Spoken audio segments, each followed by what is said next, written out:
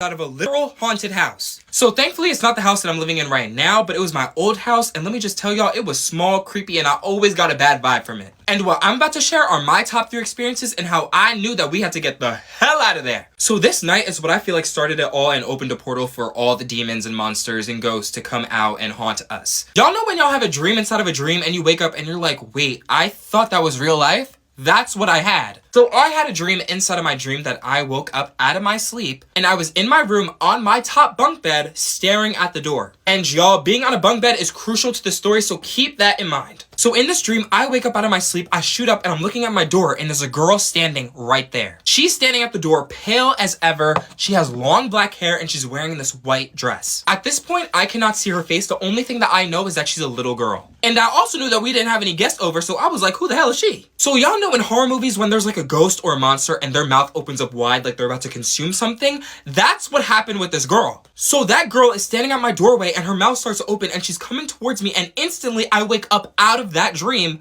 and now I'm like fully awake. So I shoot up out of my dream and I look up at the doorway, but nothing is there. When I tell y'all, I was freaking out, and here is where the bunk bed is crucial to the story. So I'm at the top of my bunk bed, there's nobody sleeping at the bottom. So keep in mind, I just had this scary dream that I saw a girl there. Tell me why I'm on the top of my bunk bed and I start to feel it shake. My natural instinct was to put the cover over my head, lay back down, because ain't no way in hell was I about to pop my head over the railing to see who was down there. No. I remember I sat there in silence, frozen, waiting for this bed to stop shaking, and I was freaking out the whole entire time, and when I told my parents about this, they did not believe me. But here's why I said that this probably opened up a portal for ghosts and other things to enter inside my house. So after that moment, this is when stuff started to get really, really crazy. So one night I decided to tuck myself into bed while everyone was still awake or getting ready to go to sleep. So at this point, doors closed, lights are off. So now tell me why I'm in my bed and I feel something tug at my collar. So I'm thinking, okay, maybe, I'm just like moving around in my sleep. Maybe that's what caused it. I move slightly. That was not the case at all. After I adjusted myself and made sure that I was not moving at all, tell me why about 5 minutes later, I feel another tug, but this time it's like tugging at the back of my collar, and I'm like choking at this point. I'm like, who is pulling on my collar? So I take off my shirt, I open the door and I leave it open, and I tell my parents, can you please have your door open just in case? So after that incident happened, I told my parents, I was like, listen, I need a nightlight for my room. I do not care. Get me one, please. And this last incident is when I knew that I was living inside of a haunted house. So this one day I decided to rearrange my room, and my bed at this point is facing the window. So basically the bed is like that and the window is right there. So this night in particular, I decided to sleep facing the wall. So now I can't see what's going on behind me. And of course, this night was the night that I got sleep paralysis for the first time. So all I remember is that I woke up from my sleep and I could not move at all. When I tell y'all, my heart was touching my feet, like I was freaking the fuck out. So because I can't move, I can't see what's behind me. Keep that in mind. So about 5 minutes into me freaking out, I hear a ball start bouncing. I can hear it and the ball is far away and it starts to get closer to the point where it starts bouncing underneath my bed. So y'all, keep in mind, I still cannot move. I can't turn around to see what's happening. So I'm hearing this ball bounce underneath my bed, and then all of a sudden it suddenly stops. So when you get chills and you can just feel like the vibe is off? I got that instantly, and I started feeling this vibration, this heavy vibration that something was right next to me. So at this point, while I'm feeling this vibration next to me, my whole body just completely shuts down. I'm sweating, I start crying, and then all of a sudden I'm able to move. I don't think I've ever shot up from my bed so fast in my life. When I had the ability to move, I moved. So I got up, I started screaming. My parents probably thought that there was an intruder in the house. I started screaming, I ran to my door, opened it, ran to my brother's room and said, I'm sleeping here tonight. Then my parents woke up, they started coming into the room, they were like, what's going on? I told them exactly what happened, and I told them about my previous experiences about what happened in this house. And after that day, we got the house blessed and we never heard anything ever again. But y'all, that's how I found out that my house is haunted, and I have so many more stories, but that was just the top 3. This is how I'm pretty sure I encountered an actual skinwalker. So this happened a few years ago when I visited my cousin in Pennsylvania for the weekend. Keep in mind, y'all, Pennsylvania is full of wooded areas. So this story happened at night, and it all started because she had to take out the trash. So because it was nighttime, I of course volunteered to help her because she lived in a townhouse. So if you know anything about that, you know that the dumpsters, they're not in front of your house. You have to like walk a little bit to then throw out the trash. So it was in its own designated area, and that of course being right near the woods. So anyways, this night in particular was very foggy, which made it very hard to see. And y'all, I remember when we were walking to the dumpster, it was quiet, but it was an uneasy quiet. You know, like usually you would hear bugs, insects, but this time, nothing. So we're at the dumpster, and I remember getting this weird feeling, and I told my cousin, I was like, can you please hurry up? Because at this point, I want to go back to the house. I'm over being out here. And y'all, of course, after I said that, that's when we both see this small black cat appear out of nowhere. And one thing about my cousin is she loves cats, so I guess she probably thought this was her sign with the cat distribution system, so she decided to follow it. And y'all, that little thing went into the woods. So I obviously, one, wasn't gonna leave her alone, and two, wasn't gonna walk back alone. So I decided to follow her. So we had our flashlights on our phones following the cat, and I remember at one point, the cat like ran between these two trees. And what's really crazy is that when we looked over to see if the cat was there, it wasn't. And yo, where we were standing, there's absolutely no way we couldn't have not seen where the cat went. So the fact that we couldn't see where the cat went freaked us both out. On top of that, this cat led us so far into the woods that we ended up losing connection on our phone. So we couldn't call anybody. So we're standing in the middle of nowhere. It's foggy, it's night, and the only light that we have are our flashlights. At this point, I'm aggravated. So we proceeded to trace our steps in hopes of not going further into the woods. And y'all, when I tell y'all, this is when it got so crazy. So I remember we're walking, and I hear something call my name, but it was faint. And I asked my cousin, I was like, yo, did you just hear that? She goes, no, it's probably your mind playing tricks on you. Oh, okay. Okay. Then, about 5 minutes later, we both now hear the voice of someone calling my name, which sounded like my cousin's mom. How in the world did her mom walk out into the woods? There's absolutely no way, right? So that's when my cousin yells, Mom?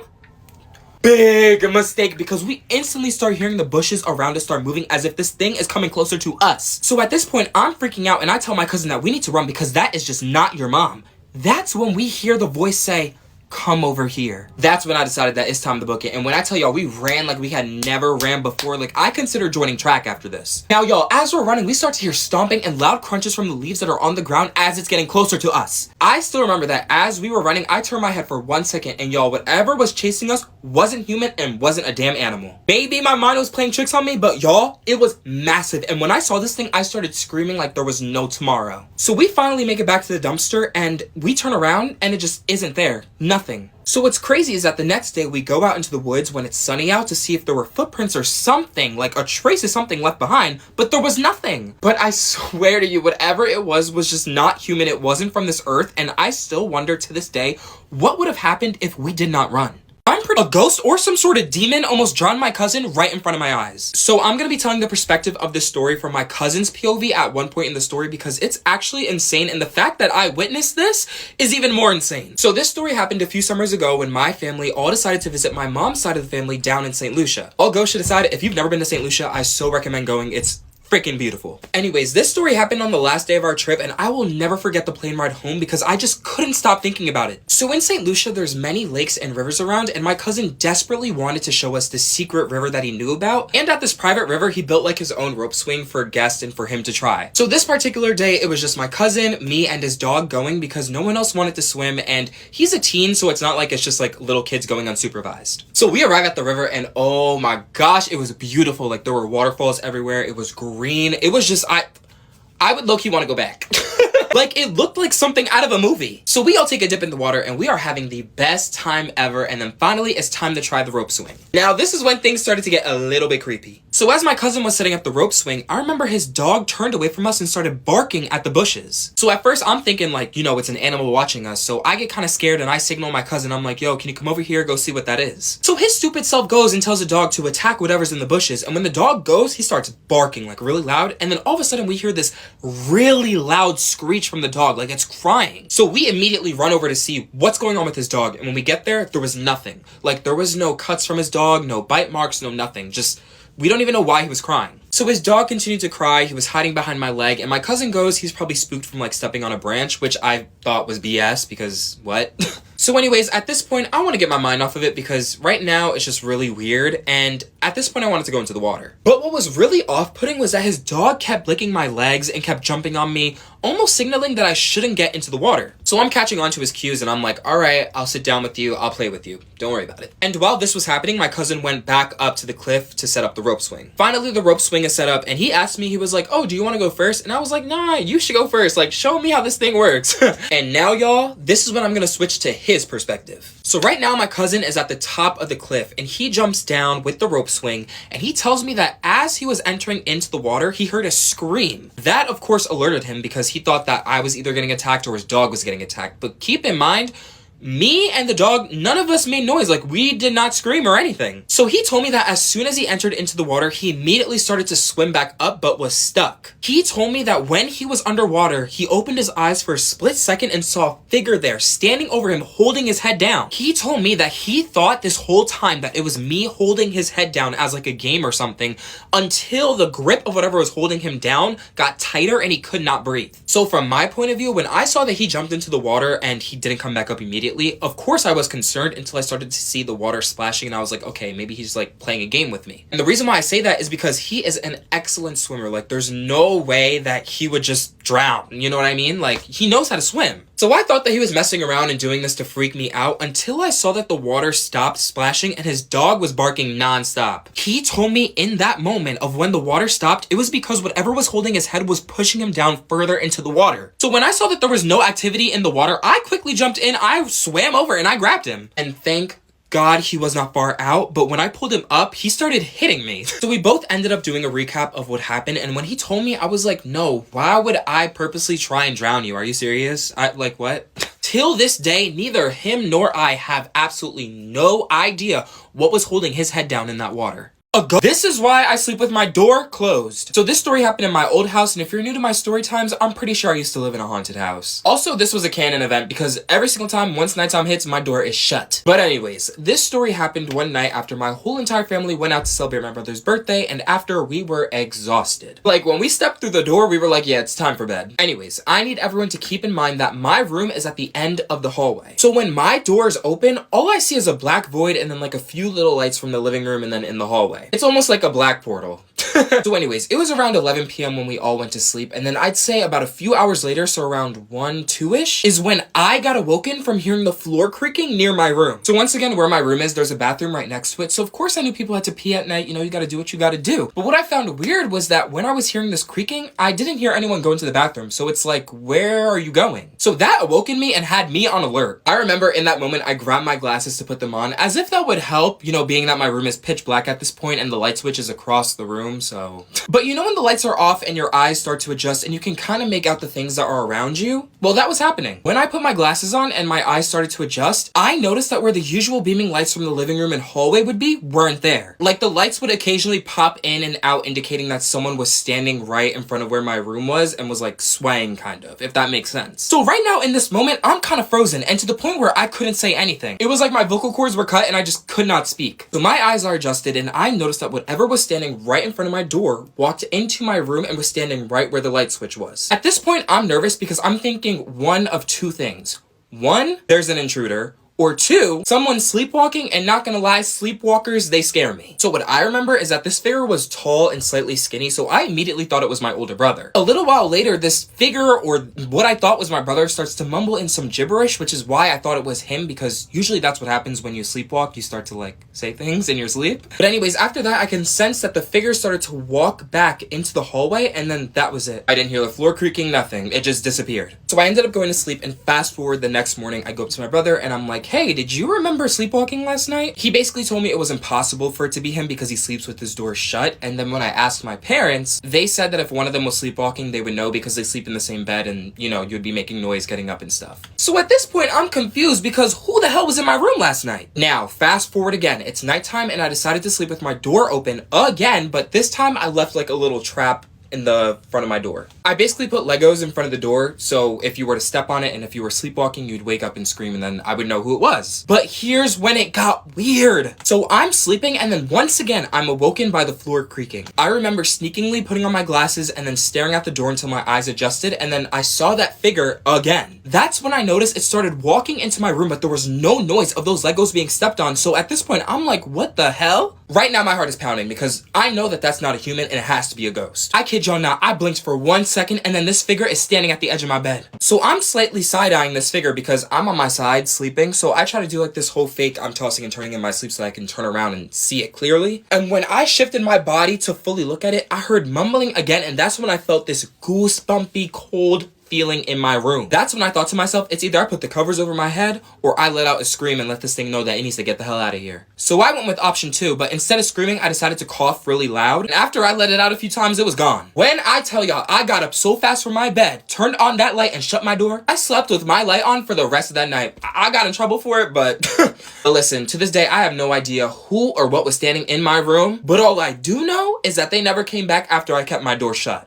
This is why you should not play Ding Dong Ditch, and I learned it the hard way. Also, before I begin, just in case TikTok does shut down, make sure to follow my other socials, my Instagram, Snapchat, and YouTube for more stories. So this story happened years ago, like when my mom actually allowed me to sleep over my friend's house for the first time. But this is like one of those stories where once it happened, it stuck with me for the rest of my life. So us being kids at the time, Ding Dong Ditch was a game that literally everyone played. It was thrilling, and the fear of getting caught had our adrenaline pumping. So my friend at the time lived on a hill, and you already know climbing up a hill is treacherous, so keep that in mind. Because y'all, it's a crucial point of the story. Anyways, this particular night, we decided that we wanted to play during sundown. That being because it would make it harder for everyone to make out our faces if we ended up getting caught. So I'd say it's around 8 p.m, it's dark out, and the only lights on are the street lights. I remember my friend telling me that we should walk down a few blocks so we don't encounter his neighbors for obvious reasons. So we walk down to this one street and we get going. One house after the other, we knock, we ring the doorbell, and then we run. We run right to the bushes and then we watch their reaction. So sometimes we would scream from the bushes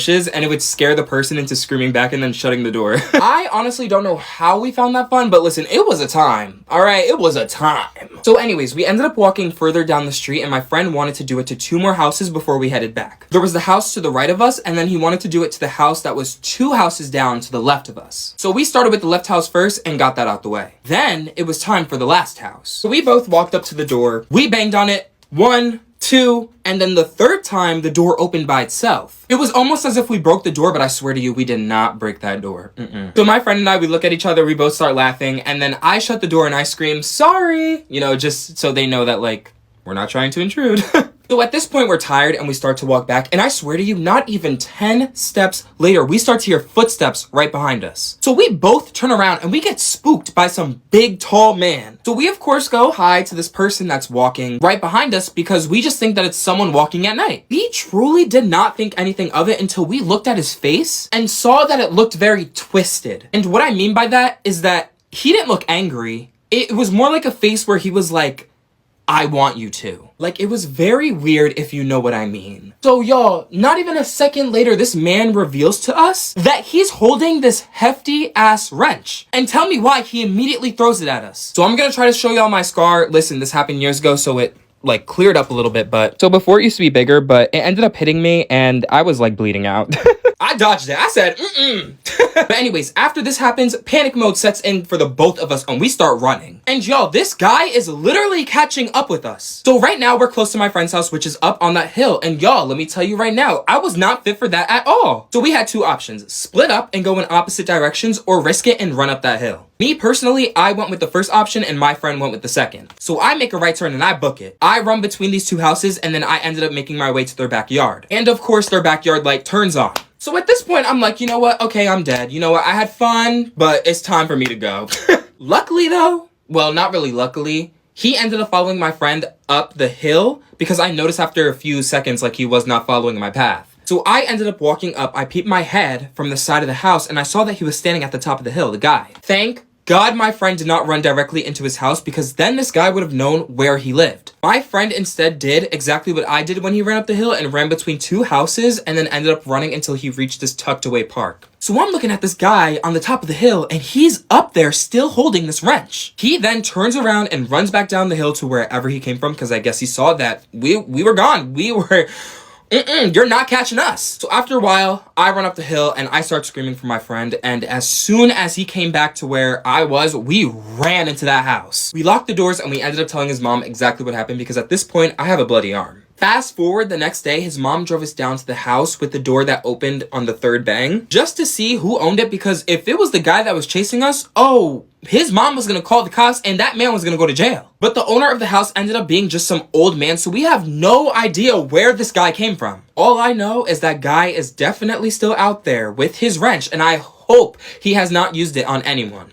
This is why you should cover your laptop camera, and if you don't have anything covered on it, get your ass up and cover it now. Before I begin, just in case TikTok does shut down, make sure to follow my other socials here and check out my YouTube, because I'm always posting story times there as well. So y'all, this story actually happened recently and it had me shook because I didn't know that it could happen to me. Like, I've heard some crazy stories surrounding hacking and people listening in on you, yada yada yada, but I thought it was a myth. Like, I thought it was a scare tactic. And y'all, what I'm about to tell y'all also happened at night, so I couldn't like scream, nor could I go and tell my parents, because you know they would turn around and say that it's my fault and tell me to throw out my laptop. And y'all, that laptop was pricey. So this story happened 3 summers ago when I ordered my first ever MacBook. But you see, the only thing is that I got it refurbished to save money. This basically means that it was used by someone already, but they returned it in good condition and it's able to sell again. Now, I'm in no way saying buying a refurbished product is bad. I'm just saying, in my case, maybe that's the reason why this happened. Whoever had this laptop before me definitely knew what they were doing and did a little tweaking to it. So I'd say a week into using this laptop, I started noticing some weird things happening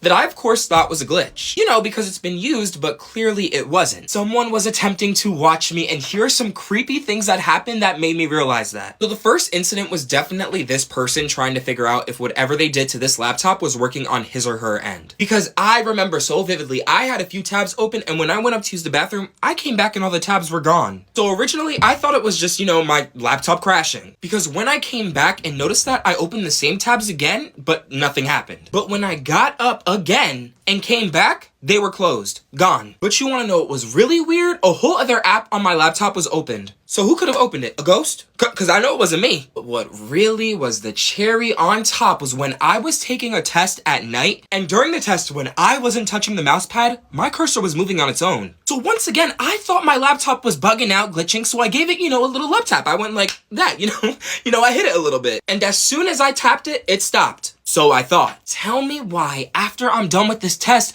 my cursor starts moving on its own again. And at this point, I'm confused because it's like smoothly moving around on its own. So that's how I knew that this wasn't a glitch. This is when I immediately tested to see if there was someone hacking my laptop. So I ended up moving my laptop the other way to the point where it wasn't facing me, but I could still see what's happening with the laptop. And y'all, that's when I watched my cursor move all the way down to my launch pad, click it, then it moved to my camera app and clicked it, and that was it. Now here's where it got really weird. So when it clicked on the camera app, you know how there's a light that usually turns on to indicate that the camera is on? There was no lights. But mind you, I'm literally staring at my laptop with the camera app open that's clearly facing my wall. So that's when whoever was behind this hit the camera app. They didn't close it, they just hit it. So my heart drops and I'm thinking to myself, have I been watched this whole entire time that I got this laptop? Like, I was literally getting hacked and I watched as they opened that camera app and hit it from me to see. Like,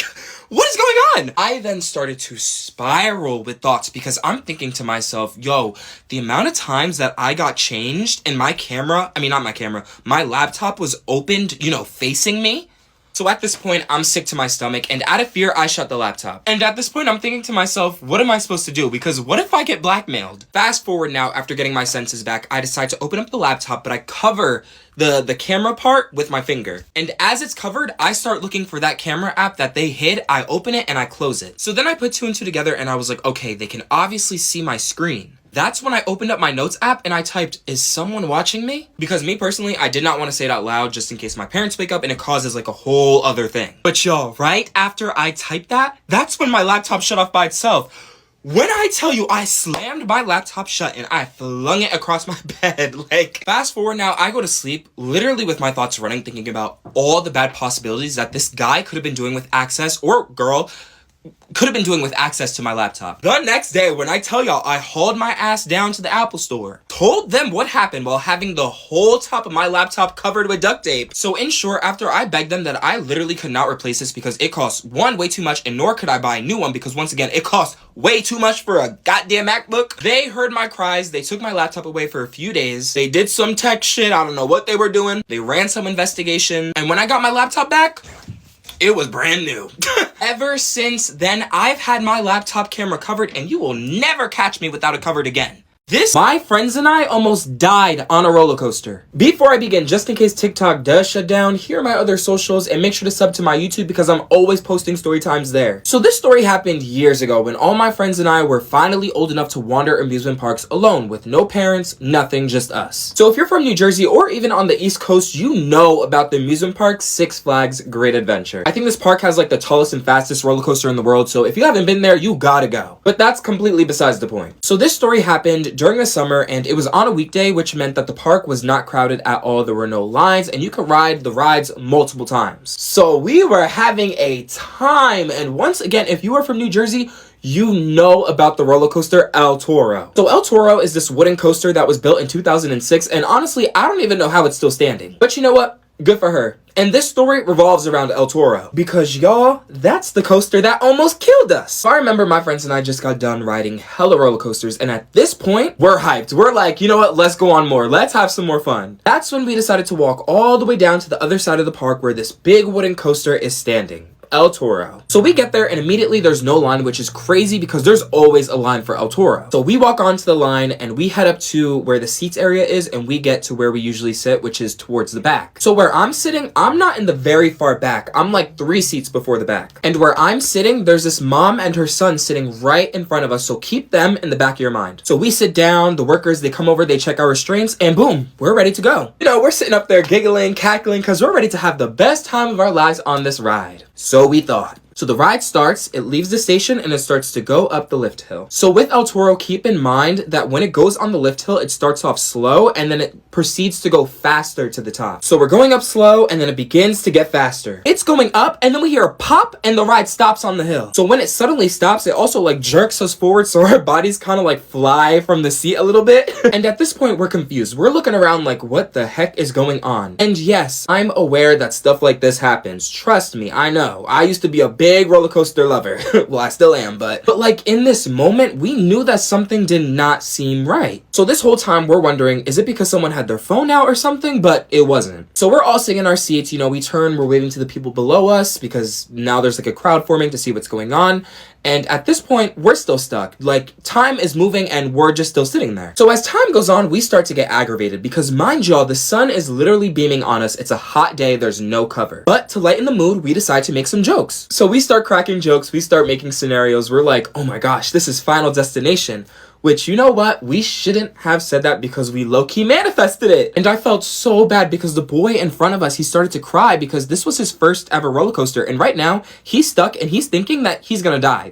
So we stopped making jokes, and I'd say about 5 minutes later, that's when we noticed that a maintenance worker starts to walk up the hill. So the worker walks up to where we are, and he immediately starts apologizing, and he gives us an update. He basically tells us that they are working on the issue, and because it's going to take such a long time, he's actually going to help us get off the roller coaster. So when he says that, everyone is relieved because we're like, okay, at least we're not staying up here till God knows when. So he tells us that he'll be right back, and I guess that was him, you know, going back downstairs to get a partner to help him with getting us out of the seats. And I kid y'all not, as soon as that man walked back into the station, tell me why the roller coaster started up. Mind y'all, we were just told that we are going to get let off the ride, which means that something, you know, bad is happening to the roller coaster where we should not be on it. So we're going up the lift hill, and I've never heard screams of terror this loud in my life. And at this point, I'm thinking to myself, our restraints are going to lift up. I'm thinking that as soon as it goes down the first hill, it's going to open up and we're just going to fly out. So I join in on the screaming because I'm scared for my life. My friends are crying. The boy in front of me is having this wild panic attack.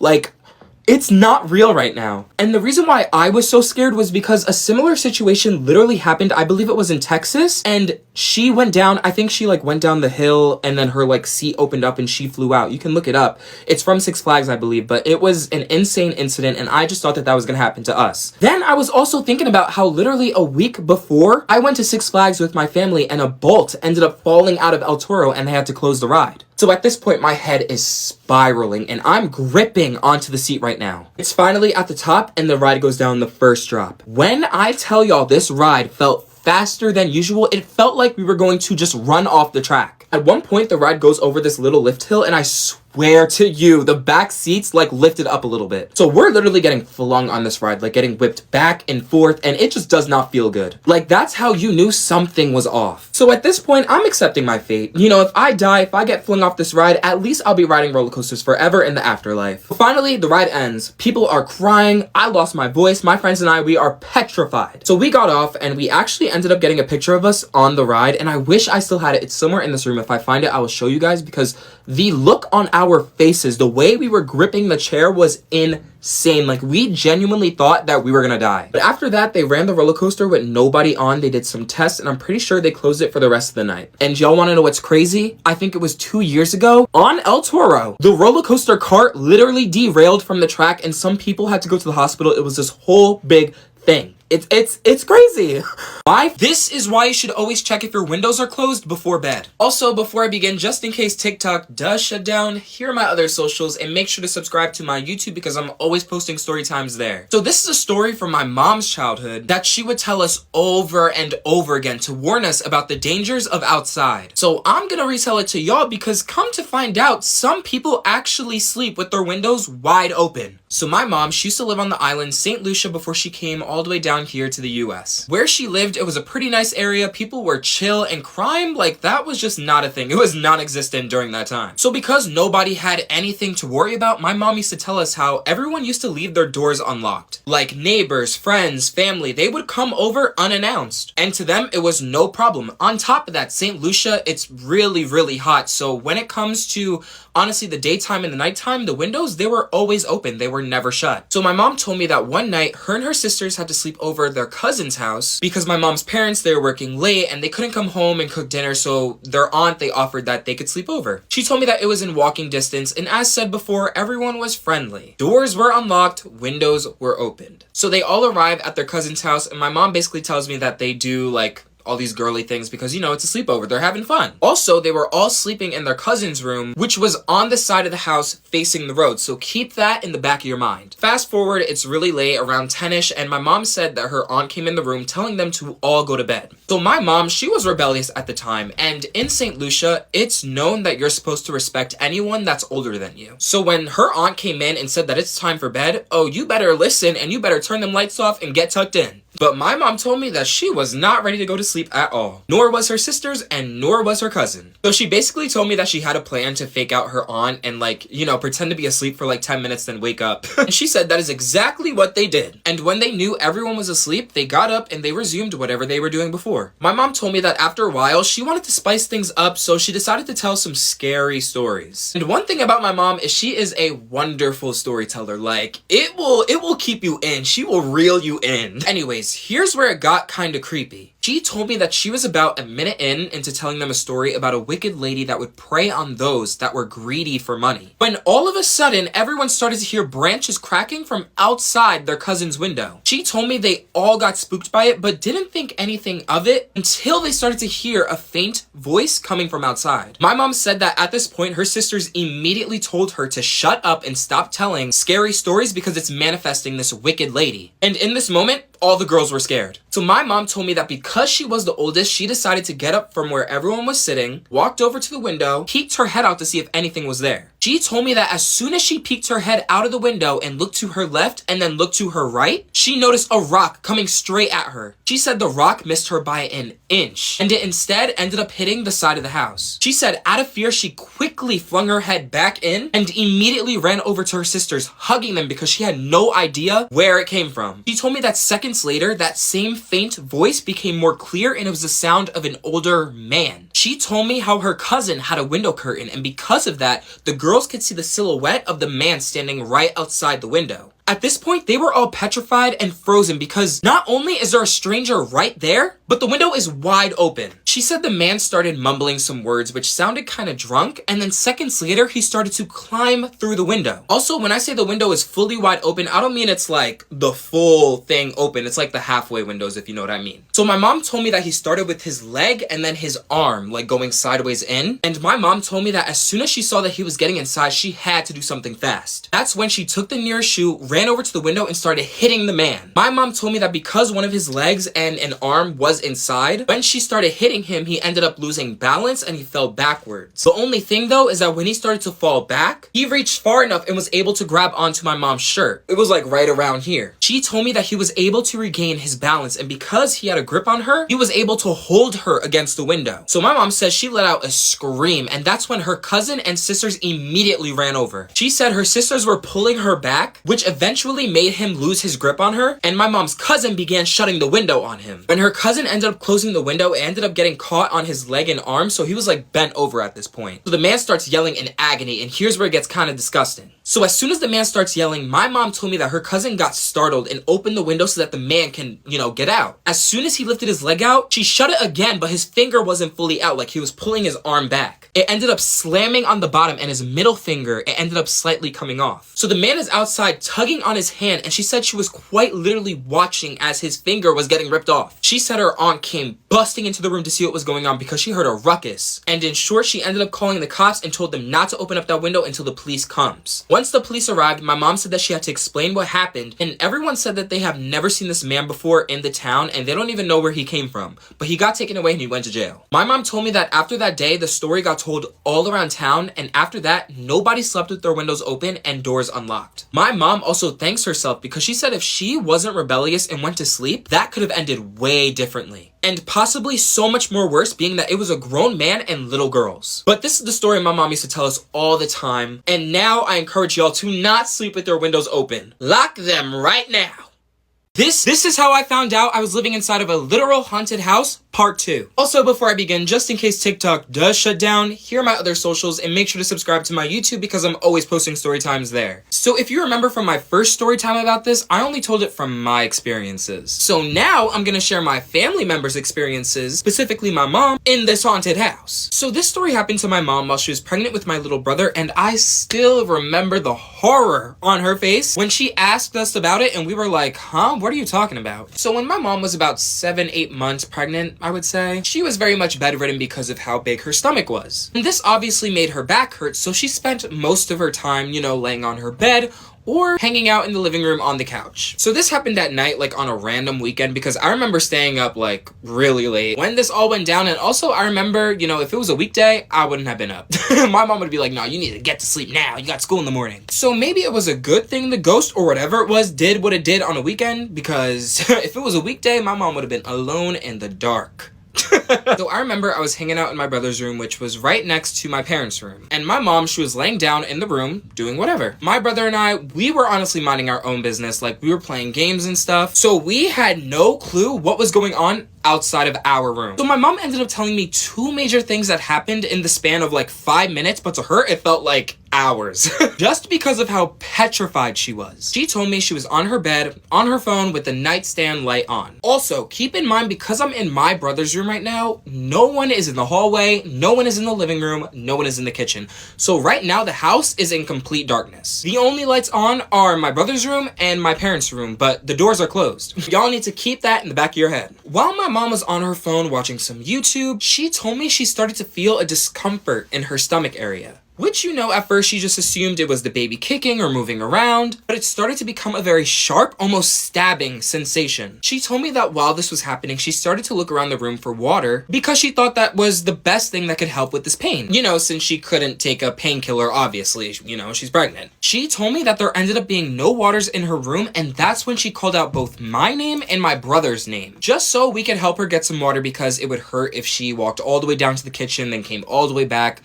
So yeah, she just needed that extra help. She said that after she called her names a few times, she finally received an answer from a voice that sounded like mine. She told me that voice apparently said, "What?" She then briefly explained to this voice what was happening and to get her water from the kitchen. That's when it faintly responded back, "Okay." My mom then decided to sit back down on the edge of the bed, waiting for her water. She said she literally heard footsteps walking down to the hallway, down to the kitchen, then coming all the way back up to her room. The only thing is that the footsteps stopped in front of her door, and that was it. She then said, "You can come in," thinking that it was me. But there was no response. So at this point, my mom thought that she was being messed with by me, and she said she yelled out, "Jordan, you better stop playing with me because I need that water now."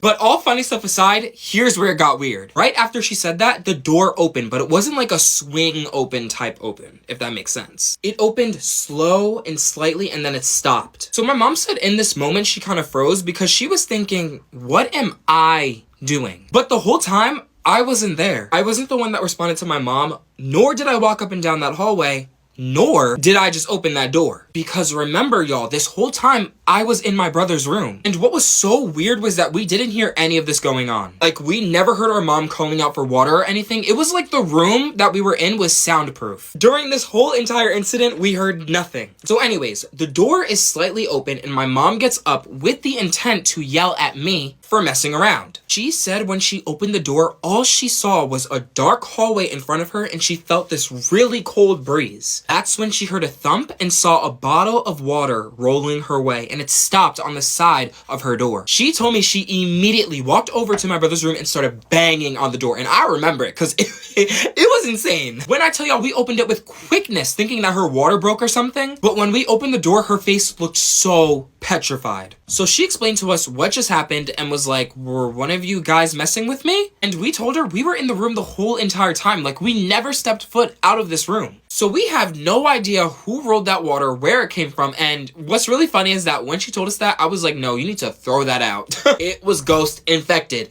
Now listen, the ghost, it had good intentions, okay? Or whatever it was, it had good intentions. The approach just wasn't it. It was scary.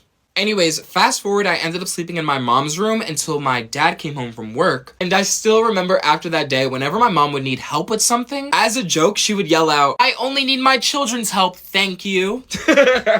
This is why you should not pick up random phone calls, and my aunt sadly learned it the hard way. Before I begin, just in case TikTok does shut down, here are my other socials, and make sure to subscribe to my YouTube channel because I'm always posting story times there. This story actually happened quite recently, and when my aunt told me this, whenever I get a random phone number calling my phone, my heart drops. So my aunt used to live alone in South Jersey in her 1-bedroom apartment. And her job was basically working as customer service for this company. So she just answered phone calls all day, speaking to customers and helping them out with whatever problems or needs that they have. So picking up random phone numbers wasn't something new. It was practically in her blood.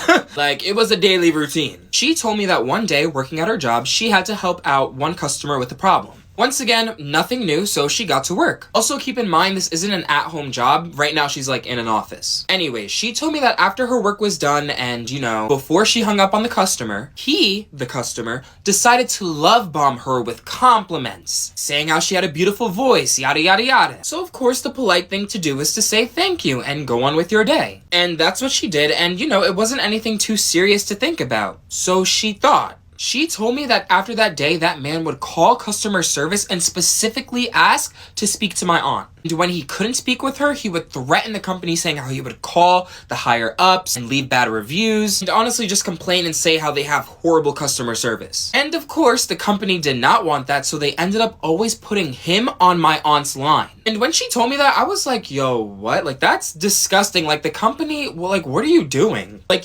someone is harassing your workers and you don't do anything to stop it because you care about a simple review or money? Like, what? And also keep in mind, because my aunt really needed this job, it's not like she could just straight up say, no, I don't want to work with him. She'll get fired. So anyways, fast forward, days go on, and finally my aunt doesn't hear anything from this man anymore. He doesn't call the customer service line. Nothing. It's just complete silence from his end. She told me at this point she thought that she was free, but here's where it got insane. She told me that one day she was making dinner in her kitchen when she received a random phone call from her house phone. She picked it up, she said hello, and there was no response, so she hung up. About 5 seconds later, the same number, so she did it again. She picked it up, she said hello, there was no response, hung it up. 5 seconds again, the same random number. This time, she was fed up. She picked it up and said, "Whoever's prank calling, stop."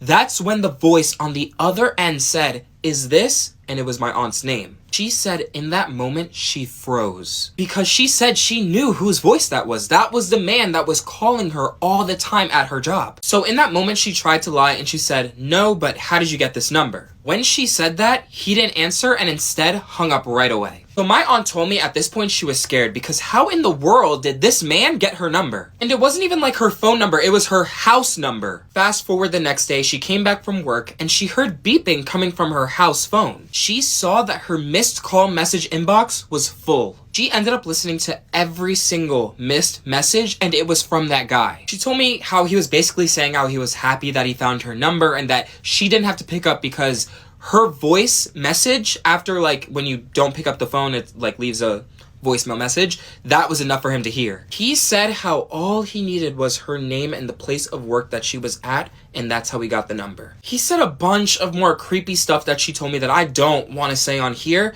and she ended up blocking the number. She told me that was the worst mistake that she ever made in her life, blocking him on the house phone, because as soon as he found out that he was blocked, he got a hold of her mobile number and would non-stop send messages. And what's so mind-boggling is that when she told me that she would block him on her phone, he would get those fake number apps and then text her from there. This man went as far as changing his number and even getting a new phone to message my aunt. So my aunt said that this went on for weeks and she honestly didn't know what to do because there was nothing that she could do. She went to the police for help and they were useless. She went to her job for help and they were useless. And what's crazy is that if he could go as far as buying a new phone and changing his number just to message her, what else could he do? Fast forward, my aunt told me the next few weeks was like a pattern. 1 week he would call non-stop, then it was silent for the next week. Then the next week came letters, and then the next week after that, silence. She told me it was like he was planning something, and that's exactly what he was doing. My aunt said that when she received her first letter from this man, she knew exactly what was coming next. And it was that he was going to show up to her house. Keep in mind, y'all, my aunt lives alone. She told me for the next 2 weeks, she was paranoid. She was paranoid at her job, going shopping, walking back to her apartment, honestly being out in public. She was paranoid. She was terrified. She had absolutely no idea how this man got a hold of her address to send letters. And I remember one night she was on the phone with my mom, sobbing because she was scared for her life. There were times when she would spend the night at our house because we both lived in Jersey. The only thing is that her job was so far away that she couldn't just, travel back and forth. It was too much for her. But my mom ended up telling her to call the police nonstop and make them show up, and that's exactly what she did. Fast forward, this was the week that she knew that he could possibly show up at her house. So she had the police hide out near her apartment, and y'all, this man showed up on a random Wednesday afternoon. This big old man was literally banging on her door saying, "Come outside, I really want to meet you." My aunt alerted the police that were outside on watch, and in short, he was arrested, and my aunt, because she was so traumatized by this incident, she ended up moving out of Jersey for her own safety. What's crazy is that this man traveled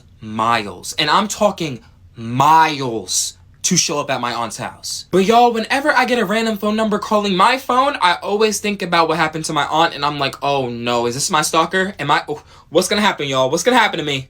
This is why you should always check if your doors are locked before you leave the house and when you come back. Just in case TikTok does shut down, here are my other socials, and make sure to subscribe to my YouTube channel because I'm always posting story times there. This story actually happened to my older brother and it spooked him real bad, to the point where now he makes sure to triple check that the door is locked. So this happened back in college when he used to live in Jersey City on his off-campus apartment with one other roommate. He told me that it was one Friday night that they decided to go out to the clubs because they needed an escape from school. Also keep in mind, my brother's roommate invited his friend from home, so right now it's the three of them. So my brother had his own room, his roommate had his own room, and the friend would be sleeping on the couch in the living room. Also, the couch had a pull-out bed, which is very, very important for later, so keep that in the back of your mind. So my brother said that they left their apartment at 10 p.m. to start their night out. Fast forward, my brother said at one point in the night he got a little sick and, he had to head back to the apartment. He insisted that he went back alone and that his roommate and their friend did not come and, help him out because he wanted them to enjoy the nightlife.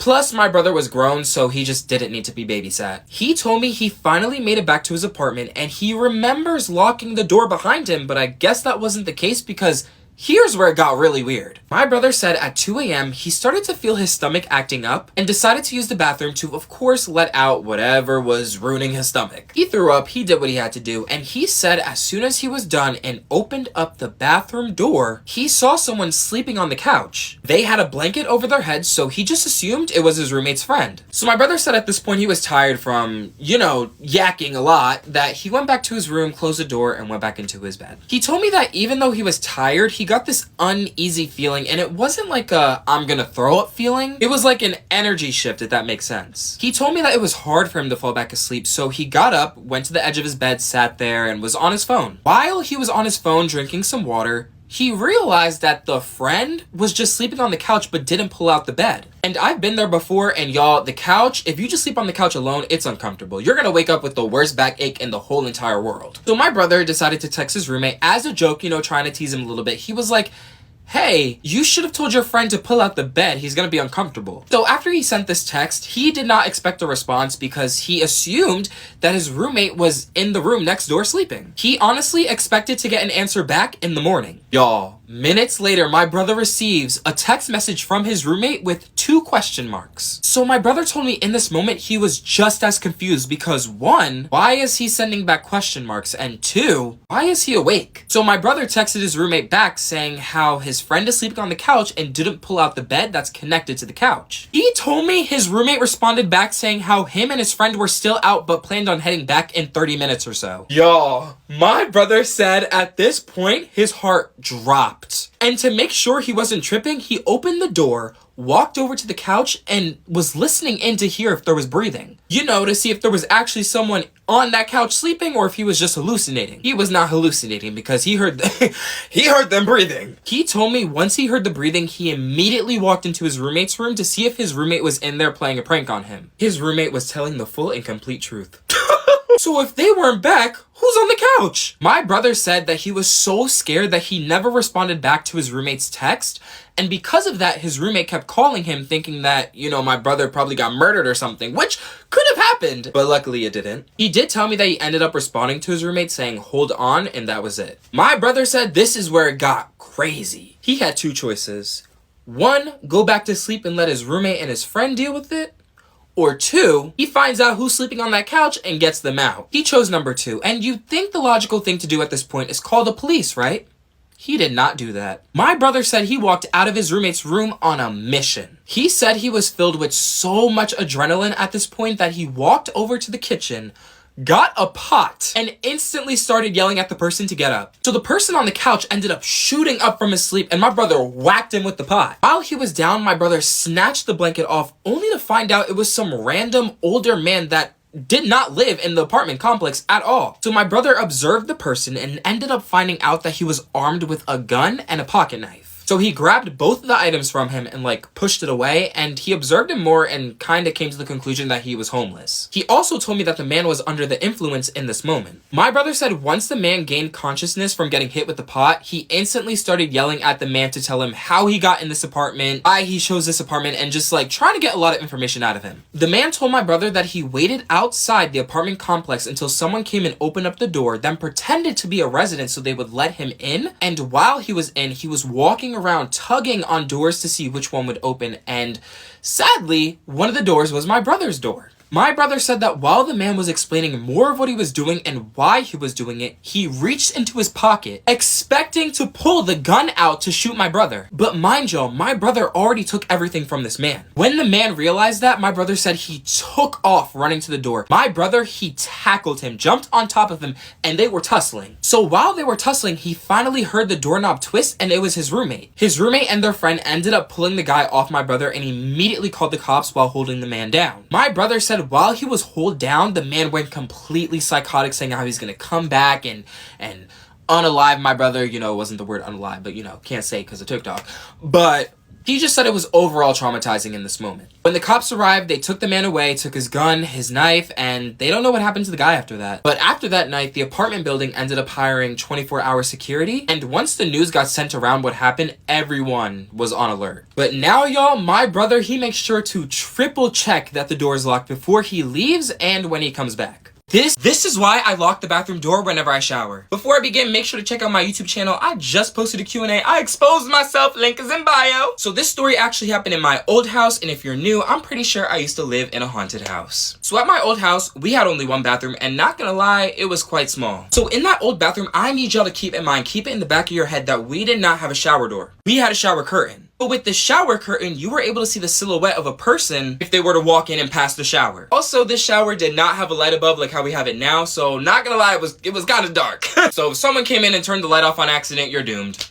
You're doomed. You're in pitch black darkness. But anyways, this story happened when I was in 6th grade and when I used to play football. Yes, I used to play football. It was only for one season.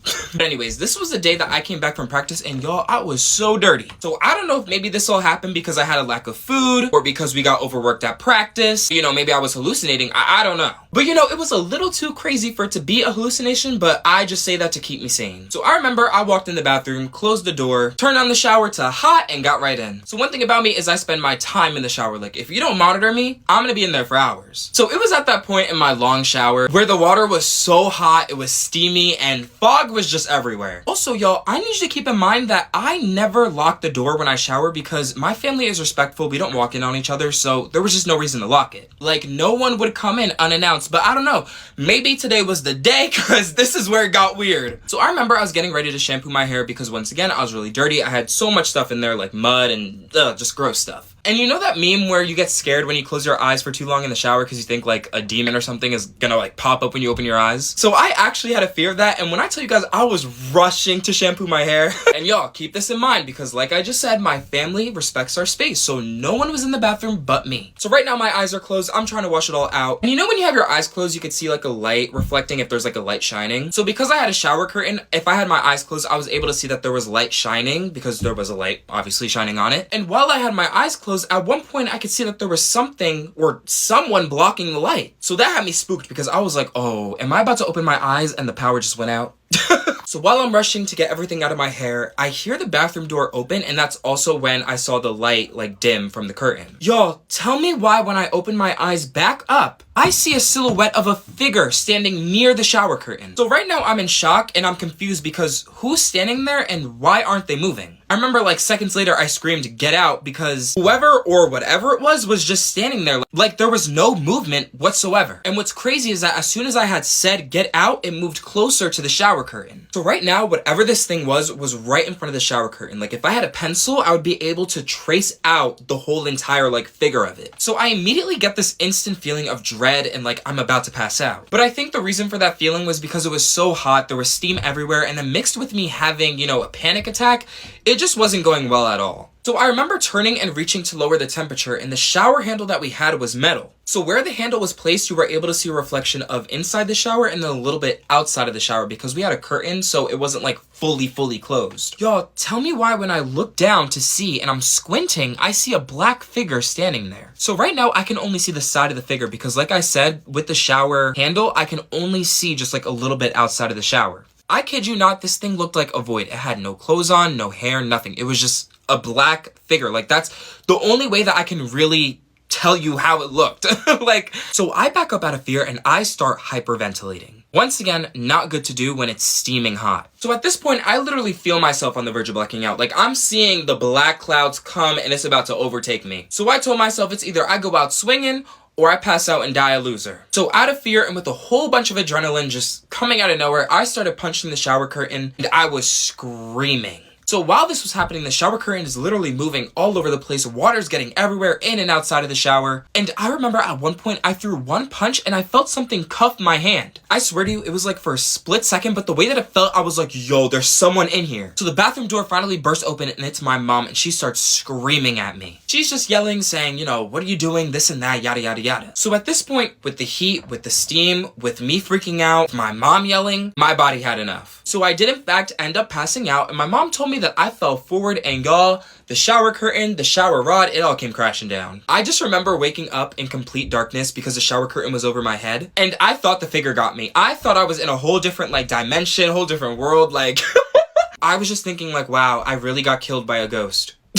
So after everything calmed down, I told my mom what happened and why I was doing everything, and she told me that no one walked into the bathroom. She also agreed that I was probably hallucinating, but I think she only said that so I didn't freak out some more. But I don't know, in that moment of me telling her, I feel like we both knew that it was something. It was either like a ghost or a demon or some sort of entity. Like, it was not me hallucinating, but we're just gonna stick with that narrative. But y'all, to this day, I wonder what would have happened if I wasn't screaming or throwing punches like a maniac. Because now that I think about it, we had a shower curtain, so both of the ends of the shower, they weren't shut like how you have like a shower door, so it was like a little bit open. That thing, whatever it was, could have easily reached in on both sides and grabbed me and just, I would have been done for. Y'all would not have been hearing this story time right now because I would have been dead. Yeah. My friend encountered a sleep paralysis demon. Before I begin, make sure to follow my other socials here, and there's a link in my bio to submit your own crazy stories for me to read. So this story happened to my friend, and she recently told me this, but wanted to keep it anonymous, so let's name her Jamie. So a little backstory to start everything off is Jamie's grandma has a vacation home that was built on a burial ground. Before her grandma bought the house, she wasn't told anything about this. Not until her own neighbors informed her, because they actually wondered why she ended up buying the house when the house was on the market for years. Like, no one ever thought about ever buying that house. Jamie told me that once her grandma heard this, she went on full investigation mode. Her grandma ended up doing so much research on the house, found out that it was true, and then tried to sell it. The only thing is that no one was willing to buy it. So just like that, she was stuck with a house that was built on a burial ground. And houses like that are usually haunted. Jamie told me her grandma has encountered so many paranormal things within the house, and even her dad during his childhood. Now let's fast forward. Jamie told me last year her and her family was invited to stay a few nights at her grandma's vacation home. She told me when her family received the invite, the whole vibe was just off. It was so eerie and just weird. It was like they knew something was gonna happen. Also, because Jamie's dad hasn't seen his mom in so long, they of course couldn't decline the invite. Jamie told me when they all arrived at the house, they immediately ran up to the rooms to claim where they're sleeping. Thinking they would all have separate rooms? Oh, they were wrong. The only ones that got to sleep in a separate room was her mom and dad, but everyone else, the siblings and Jamie, they all slept in one room. Jamie and her 5 other siblings had to stay in one room that had 4 bunk beds, 2 on each wall, and a small walkway in the middle. Think of it as almost like a camp bunker. There was also a window, an empty closet, and a door that was closed off behind one of the bunk beds. So the door that was closed off, Jamie told me her cousin and her older sister visited the house before and actually went inside of it. The door led to a whole other room that was filled with emptiness, darkness, and dirt everywhere. She told me they both heard weird noises coming from the inside of the room, and that's what sparked their curiosity to go explore it. The only thing is that once their grandma found out that they went inside that room, she ended up boarding the door shut with no explanation whatsoever. Also, what was very, very, very strange to me was that Jamie told me that there were plenty of other rooms where her and her siblings could have slept separate. The only thing is that her grandma insisted that they all slept together and that the other rooms were off limits once nighttime hits. So overall, the house was just weird and eerie, and Jamie was not excited to sleep there at all. Now, even though she wasn't excited to sleep, she was actually the first one to fall asleep, but here's where it got really, really weird. Jamie told me around 4 a.m. she immediately woke up, eyes wide open. Her eyes immediately locked on to what was in front of her, and it was a tall black figure with glowing white eyes. She said this figure was staring at her older sister, who was on the other side of the room, sleeping on the top bunk bed. So just imagine a tall black figure with glowing white eyes as peering above you as you're sleeping. Jamie told me while staring at this figure, it was almost as if it knew that she woke up because it immediately whipped its head around and started staring at Jamie. Now, you know how sometimes we see things in the dark and we aren't entirely sure if they're real or not? Well, Jamie knew for certain that whatever she was looking at was real. She told me she was filled with so much fear that it felt like that she could not move or speak. Right now, in this moment, Jamie was staring at this figure, this tall, black, aura thing figure, and it was staring right back at her. She told me she managed to break eye contact with it and moved her eyes to a different part of the room. When she moved her eyes back to where her sister was sleeping and where the figure was standing,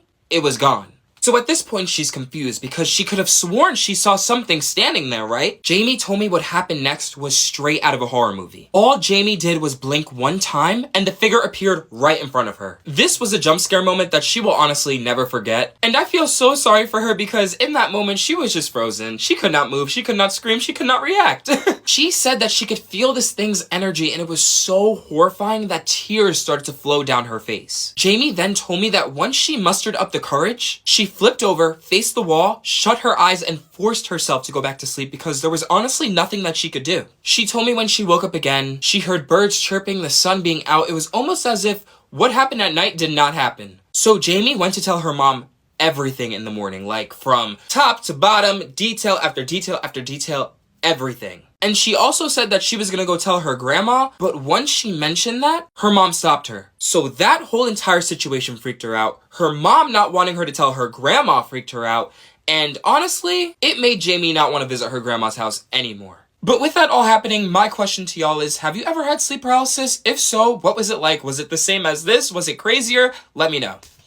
A lady almost tricked my friend and I into getting kidnapped. Before I begin, here are my socials and make sure to subscribe to my YouTube channel because I'm always posting story times there. Also, this story was sent in by Mike. He didn't include his app, but it was sent through the link in my bio. So this story happened to Mike a while back and it's still crazy to him how everything happened because of how planned out it was. Like if him and his friend weren't so cautious of their surroundings, he would have never been able to tell me this story. So this story happened on a random Friday afternoon when school ended. Mike said him and his friend went on their usual bike ride to the park so they could play basketball with either themselves or whoever was there at the park at the time. Mike said this particular day, no one was really at the park due to the gloomy weather, and his friend actually insisted that they went back tomorrow, but because they just got there, it was like, what's the point of leaving? Because we already got there. So fast forward, Mike and his friend are playing basketball, just the two of them, when they start to hear a cry coming from the wooded area behind them. He said the both of them stopped what they were doing and instantly froze to hear what was going on. A lady then appeared from the woods and sat on a bench near the court where her cries got louder. It was almost as if she wanted them to come over and ask her what was going on. So Mike said in this moment, him and his friend didn't know what to do because one, stranger danger, and two, they're just kids, like what else are they supposed to do? So they decided to ignore her and ended up going back to playing basketball. That's when Mike said during one of his shots he ended up missing and the ball rolled over to the lady, where she then proceeded to pick up the ball and started screaming, "Help me." So while this lady is screaming and hollering, help me, please, this and that, Mike and his friend look at each other and they both agree that they should go over and see what's going on with the lady. Which in my opinion, I would have left her to cry. When the both of them walked over to see what was going on, the lady told them how her 5-year-old walked off into the woods and she can't find him, this and that. And how she also needed help finding him. So right off the bat, that sounds suspicious, right? Well, Mike said while she was explaining everything, she sounded so genuine and her tears, they seemed very, very real. So both of the boys agree to help her, and here's where things got, of course, weird. So Mike said while they were exploring the woods, both boys stuck together and kept looking behind them to make sure that the lady was still following them. All three of them were screaming the name Adam, but they weren't receiving any responses. Both Mike and his friend were weirded out because they both knew that a 5-year-old would not run this far into the woods without making some type of noise. You know, like a 5-year-old would be screaming, crying, throwing up to make sure that they're in the woods alone and they need help. Mike said because of this, his friend decided to turn around to the lady and start asking her questions about her son. He also said because his friend was asking these questions, it seemed to have agitated the lady because her tone of voice went from scared to irritated real quick. So at this point, the three of them are in the middle of the woods, and where they are, there's a trail for cars to drive down. And keep in mind, it's not like a main road or anything, it's literally just a trail for the park because it's all just like one big...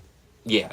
Anyways, Mike said when they reached closer to this road, the lady insisted that they start splitting up to make it easier in hopes of finding her son. So Mike and his friend immediately say no, and they insist that they all stick together like how they were just doing. That's when the lady got angry and tried to guilt them into splitting up by saying how they don't care about her son's safety or how they're being selfish, yada yada yada. It was overall just complete BS, which I'm glad they did not fall for. Mike said while this lady was going off on them about this, his friend had looked over and saw that a car had parked near where they were. His friend noticed that a guy stepped out of the vehicle and started walking around the car, pretending as if there was something wrong with it to make it seem as though he wasn't just sitting there for absolutely no reason. After a while, that's when he noticed that the guy stood near a tree just watching on. Now, while his friend was observing this weird man, Mike said the lady started to get even more aggressive with them. She kept urging them to split up and even pointed out where they should go, and then she started walking. While she had her back turned, Mike said his friend nudged him so that he could look over to see the man standing right there. That's when they both noticed this man going to reach for something in his pocket. Mike said once they noticed this, his friend started yelling. He was screaming, "Get out of here, creep," this and that. And Mike took his phone out to take pictures of this guy that was standing there. That's when the lady turned around, saw what was going on, and started running towards his friend to almost attack him. Mike said he quickly grabbed his friend out of the way, and while still having his phone out, the lady came over and hit it out of his hand. She then proceeded to sprint towards the man and then started yelling at him. And he also said the way that she was yelling at him was almost as if she was like, "Why did you mess up my plan?" That's when both the man and the woman ended up running towards the car, jumped in, and drove off. So in this moment, both Mike and his friend are confused at what just happened, and they're also scared because who were these people? Why were someone watching us? And why did they both run off together? They decided to wait a little bit before they walked back to the basketball court, and in the end, there was no 5-year-old. There was no Adam. And to this day, Mike wonders what would have happened if they did split up, and if his friend wasn't aware of the guy that was standing there waiting by the tree just looking at them. I almost got trapped in a haunted hotel. Before I begin, make sure to follow my socials here and subscribe to my YouTube channel because I'm always posting story times there. And Wyatt, thank you so much for sending in this story. So this story happened last November to Wyatt and his friend Cameron. During that time, they all went to Chicago for his birthday to go to the WWE Survivor Series. And of course, like anyone else, when traveling afar, you have to get a hotel, and that's what they did. Wyatt said they did stuff all day for his birthday. You know, they were having fun, getting crunk, but all that fun came to an end when nighttime hit. That night, Wyatt and his friend decided to roam the whole entire hotel, which soon they would realize was a big mistake. Wyatt said him and his friend got in the elevator to head upstairs, and when the door opened, a lady that supposedly worked at the hotel was already standing inside. Wyatt said as soon as the door closed, the lady turned to them and said, "This place is haunted. You can hear stuff, and the elevator will randomly send you straight up or straight down." Wyatt said in that moment, him and his friend were freaked out. But they soon let it go because they thought that the lady was playing a prank on them. When the elevator finally reached the floor that they were heading, they got out and the lady followed. She went her separate way to work, but Wyatt said he found it really strange and weird that they both kept randomly seeing her in corners or just standing in random places around the floor that they were on. It was almost as if this lady was watching them. After Wyatt and his friend were done exploring that floor, they both went back onto the elevator to head to floor 4. Wyatt said he remembers clearly clicking on floor 4, but for some odd reason it went past floor 4 and went straight up to floor 15. Floor 15 being the top floor. Both boys were confused, but as soon as the elevator hit floor 15 and the doors opened, they still stepped out to see where they were and what they were going to explore. Wyatt said this floor was strange. It wasn't like any of the other floors that had rooms on the sides. It was a random hallway with paintings on each side, and one right turn led to a big, gigantic ballroom. He said this ballroom was filled with white everything. White tablecloth, white balloons, just anything you can imagine was white. After looking around this ballroom and getting a really eerie, strange feeling, both boys turned around and headed back to the elevator. Wyatt said when they clicked the elevator button, nothing was working. So in that moment, both boys were very, very confused because the elevator was working 2 seconds ago. So what is happening? They quickly turned to find a stair door, but when they went to open it, that was locked. Those two boys quickly realized that they had no way out. Wyatt said him and his friend had 2 options. Either walk down and explore some more, or continue to try that elevator button. Wyatt said they went with option number 2 because they heard something down that hallway, and trust me, I would have chose option number 2 too. They pressed the elevator button multiple times and finally it came up. The only thing is that when it opened, the same lady from before was there. Wyatt and his friend quickly hid around the corner and they watched as this lady walked by and started dusting off the paintings. While her back was turned, both boys ran into the elevator, pressed the lobby button, and went down without her. Fast forward, while both boys were in the lobby, to get their mind off of what just happened, they decided to talk about the WWE series. They were having just a normal conversation, all fears went away, until they had to step back on that elevator again. Since it was already way too late and both boys were getting tired, they decided to head back upstairs to go to sleep. Wyatt said they pressed the floor that they were supposed to go to when all of a sudden the doors closed and the top said B for basement. The elevator started to move down, and at this point both boys were freaking out. When the doors finally opened to the basement, Wyatt said it literally looked like a black void. There were no lights, and because of this, there was no way to tell how big this basement was. Wyatt said him and his friend were standing there in fear when all of a sudden they heard, Who is it? So keep in mind, what they're seeing in front of them is complete darkness. Wyatt said, after that person said that, they heard from afar footsteps turn to jogging, then turn to running. Wyatt said as soon as they heard these footsteps coming towards them, they started spamming the close button. Luckily, the door closed before the person got there and they went up to their room. Wyatt said after that night, they never saw the lady again and the elevator was working like normal. Wyatt and his friend to this day still wonders what goes on floor 15 and who was down in that basement and what would have happened if that door never closed.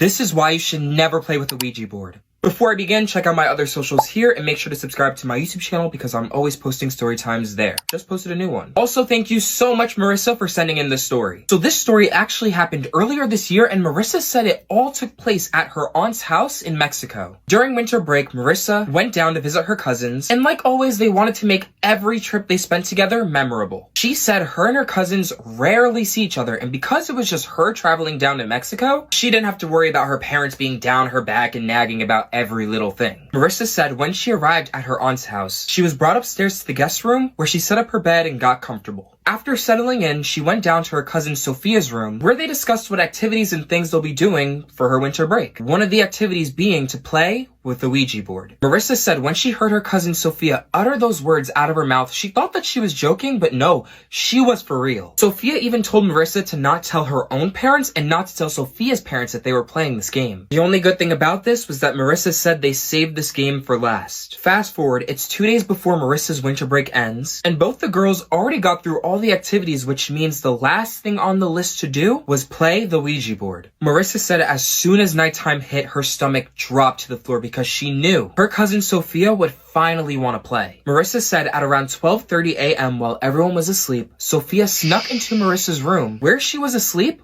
with the game. Sophia woke Marissa up and in the moment Marissa said she wanted to snitch on Sophia, but she knew Sophia would never forgive her. Marissa said Sophia ended up telling her that the only reason why she wanted to play this game was to see if she could contact her brother that recently passed away. This made Marissa feel horrible, and seeing Sophia cry made her agree to play the game. Both girls proceeded to sit on the bed, open up the game, read the rules, and began playing. Marissa said while they were playing, she thought it was all fake until she felt a really cold chill go down her spine when both girls were asking the spirit questions. Marissa even said at one point it felt as if someone was behind her, hovering over her shoulder. While they were playing, the spirit ended up revealing that it was Sophia's brother, and after confirming with very hard questions, Marissa said Sophia began to sob. Sophia's sobbing caused her to let go the pointer on the board, which users aren't supposed to do. Because her cousin began to cry uncontrollably, Marissa had no choice but to let go of the board and comfort her. Marissa said while she held Sophia in her arms, the light began to flicker on and off. This freaked Marissa out, but Sophia thought it was all a sign from her brother. Sophia began to ask the spirit to give them more signs if her brother was in the room. After a few seconds, both girls heard a slight knock from the window, which caused Sophia to cry even more, but Marissa felt very, very uneasy. Time passed and the girls decided to finally go to sleep and put away the game. Marissa said putting away the game was the biggest mistake both girls ever made, and that being because they did not follow the rules properly and didn't say goodbye to the spirit that they were in contact with. Now this is where it gets really, really weird. Marissa said while she was sleeping at around 4 a.m., she was awoken by a harsh scream coming from a few rooms down, which happened to be her cousin's room. Marissa said the whole entire house woke up and rushed over to Sophia's room where she was in there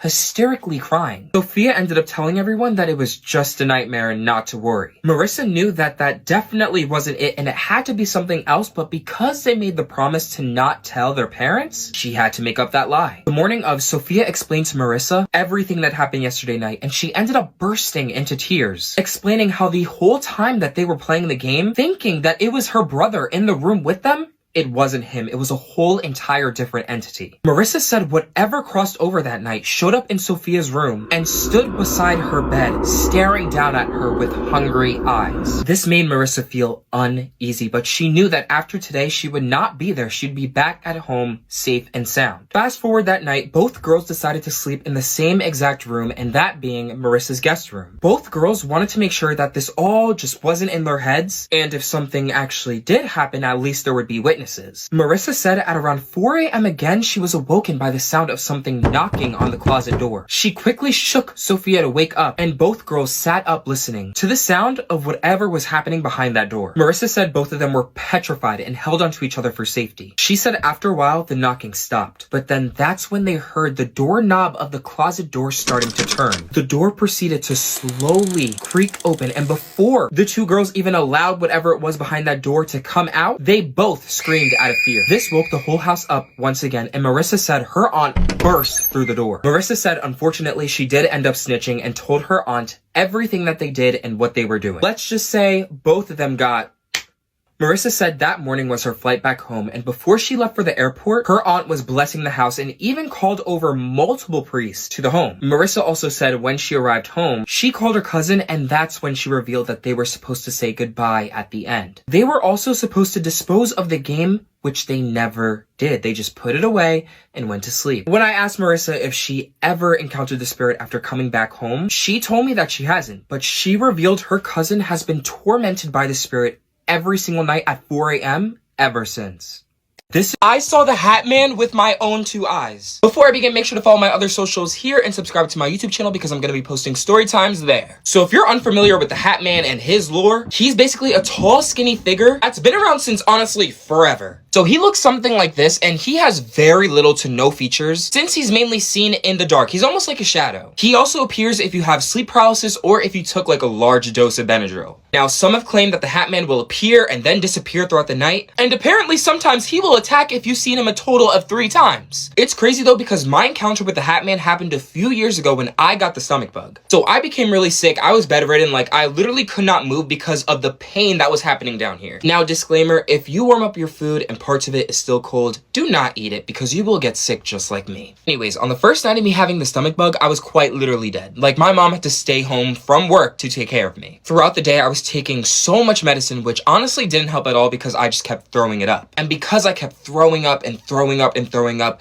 everything that I consumed, I just became so weak to the point where it was hard to walk even just like a few steps. Fast forward, it's night and I decided to sleep on the couch rather than in my room because it's closer to the bathroom. So, you know, I wouldn't have to walk so far, and if I needed to throw up, I could just go right there. So keep this in mind, before everyone went to sleep, my mom gave me my last dosage of medicine, which happened to be Benadryl. And since my mom was giving it to me, you know, I literally just opened up my mouth and she would spoon it down my throat. But honestly, I think she ended up giving me a large dosage on accident. Fast forward again, it's around 1 a.m. in the morning and I'm awoken to my stomach killing me. I just remember having to get up from the couch and just sitting there for a bit because of how much pain I was in. So keep in mind at this point, all the lights are off. The only light that I can see right now is the digital clock that's on the bottom of my TV. So I can see just like a little bit of what's in front of me. I kid y'all not, I rubbed my eyes for 1 second. Just like this, I open them back up. I see a tall figure standing there at the hallway. So I couldn't figure out if it was looking at me or if it had its back turned, but all I remember is that I got instant chills, like just chills running down my body. I also remember that it started to slowly walk into the kitchen. So at this point, I'm confused, but I'm not really afraid because I knew that as nighttime comes, sometimes my family members, they get up and they go to the kitchen, you know, to get like a late night snack. Or, you know, they come downstairs to use the bathroom. So honestly, I just assumed that it was my brother. So right after I watched this figure, you know, walk into the bathroom, I instantly get this feeling that I need to throw up. So I get up and I hurry to the bathroom. So while I was in the bathroom doing whatever, I remember I kept hearing things happening outside of the door. Like there was just so much unusual movement coming from outside of the bathroom. After I was done, not gonna lie, I opened the door and I got jump scared by my dad.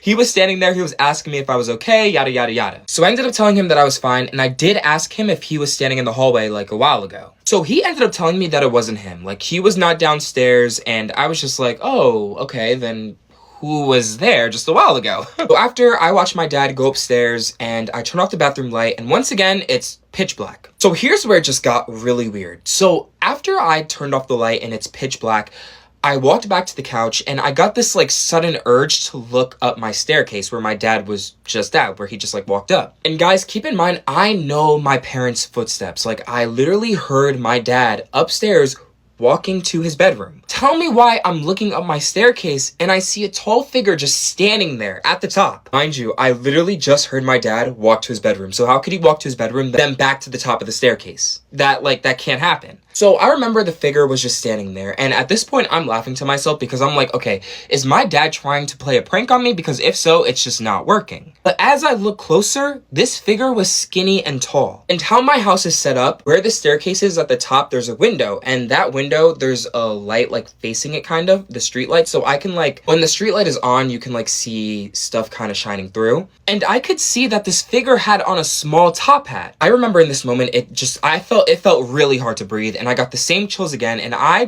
wanted to hurry back to the couch. So as I'm laying down on the couch, I'm thinking to myself, I'm like, am I tripping? But at the same time, I'm like, no, I'm not tripping because I literally saw this figure twice. But at this point, I'm thinking to myself, okay, the house is haunted with a ghost. So I remember I took my phone out and I looked up tall, skinny figure with hat. And the first thing that came up was the Hat Man. So as I'm on my phone, I'm doing some more research, and that's when I discovered that people have said that if you see him 3 times, he will attack. Now, mind you guys, I just saw him for the 2nd time. So at this point, I'm filled with fear. I'm petrified because I don't want to get attacked. No. I remember I immediately shut my phone off and I turned my body to face the couch because maybe if I'm looking at the couch, it will stop my chances from seeing this Hat Man ever again. And I was so wrong because as soon as I turned my body, I felt the same chills again. So at this point, I knew that the Hat Man was standing right there. Honestly, probably hovering above me. As scared and as sick as I was, I remember I went into survival mode. I remember thinking to myself that the only way to get rid of this thing is by waking everyone in the house up. So in this moment, I decided to forcefully push my weak self off the couch in hopes that if I fall, I'll make a thump noise, and if I scream, someone will hear and they'll wake up and everyone will come downstairs. Unfortunately, my screaming didn't even work because it didn't even sound like a scream. It was just me going, Because mind you, I'm sick, and pushing myself off the couch just made my body hurt even more. But luckily, I do remember hearing someone rush downstairs, which happened to be my dad. Long story short, my dad decided to sleep downstairs with the TV on with me, and I never saw the Hat Man again. My plan ended up working in the end, but I personally wonder what would have happened if I didn't push myself off this couch and make noise? What would have happened if I turned around to see the Hat Man staring at me for the 3rd time? I would have gotten attacked. Because as sick as I was, if he attacked me, I would have been over. It would have been over for me. Y'all, tell me why I almost got robbed. So as you can tell, I just came back from the gym. And after I go to the gym, I want a little snacky snack. And I was like, you know what? Let me go to Wawa today, okay? Let me just go over there. Let me see what's up. Let me get my little snacks and let me go home. Knew my big back self should have never went to that Wawa. I knew it. So here I go walking into the Wawa. Mind you, there's barely anybody in here. It's like me, 3 other people, and then the 2 workers. I walk over to my usual section, which is the candy, and I check out the chips. I didn't like any chips. But I was like, you know what? I'm gonna go with some trolleys. So as I'm in there, looking around, trying to find my snacks, gonna get my water, I see, and like when you can feel someone looking at you, I see this man looking at me. So envision this. An older looking man, hunched over, he got a hunchback. He a little bit tall, okay, I'd say about 6'2". He has like black, long hair like a rock star, so, it's like going over his eyes and stuff. And he's just standing there in the corner, and I could just feel the eyes on me. So I'm guessing this man saw me like walk around. He's probably like, okay, maybe this kid is rich because I'm grabbing this and that. Y'all, I only got $12 to my name. Okay, $12. What was he gonna do with that $12? So I'm like, you know what? I'm not gonna worry because I'm just trying to get my snacks and go home. I ain't got time for this, and I don't want to deal with no crazy people right now. So let me just get my snacks and go. And that's exactly what I did. So here I go. I grab my bag of trolleys, I get my water, I'm walking out, and why am I hearing footsteps behind me? Wait, what?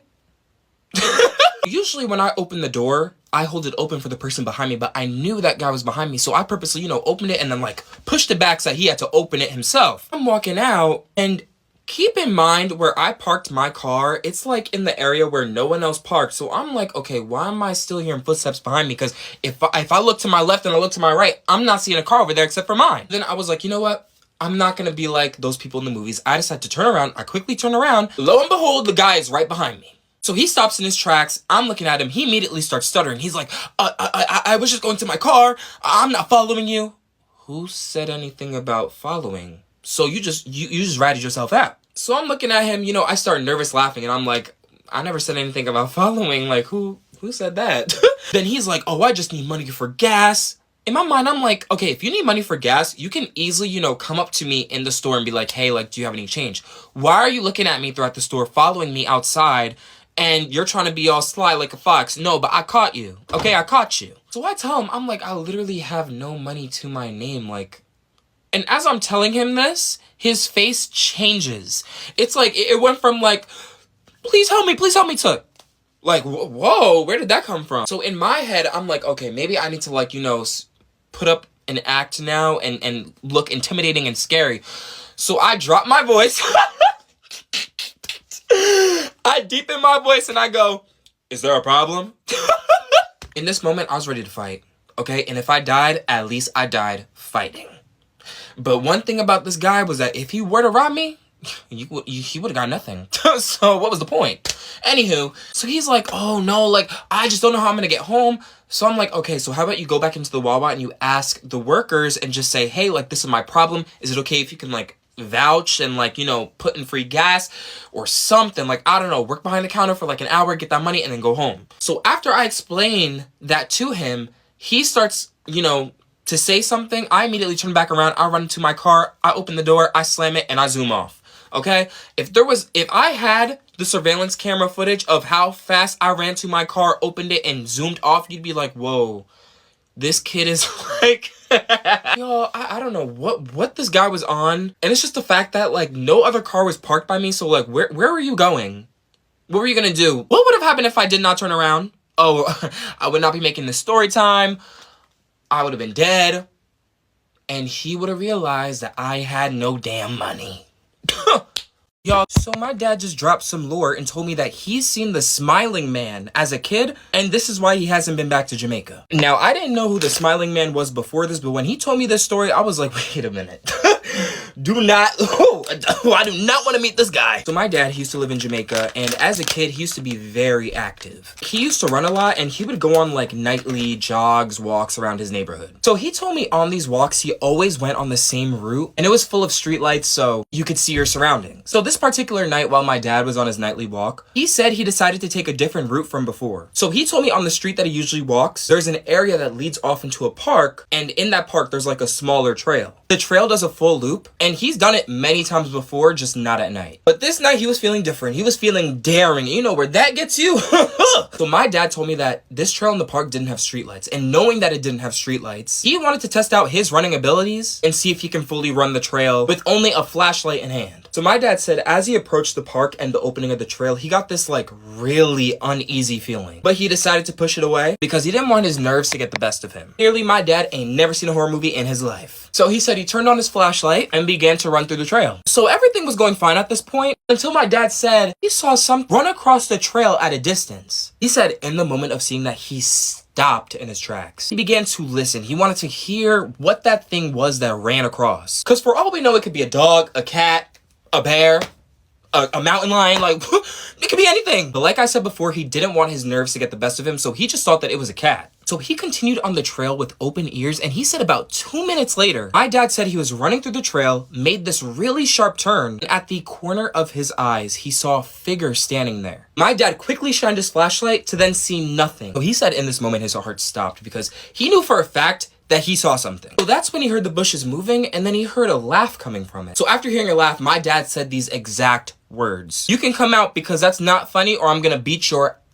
He said after he said that, he heard the same bushes moving. And that's when he shined his flashlight on it, but what happened next shocked him. My dad watched as this man with a very tall figure popped up from the bushes with this sinister smile. He said it was a huge smile. It looked uncanny. It was unnatural, and it was just weird. It was almost as if it was a human in disguise. My dad said he tried to ignore the smile while talking to the man, but every single thing he asked, the man would not answer, and the smile would just get bigger. After hearing no response from this man, he did what anybody else in the world would do. He booked it.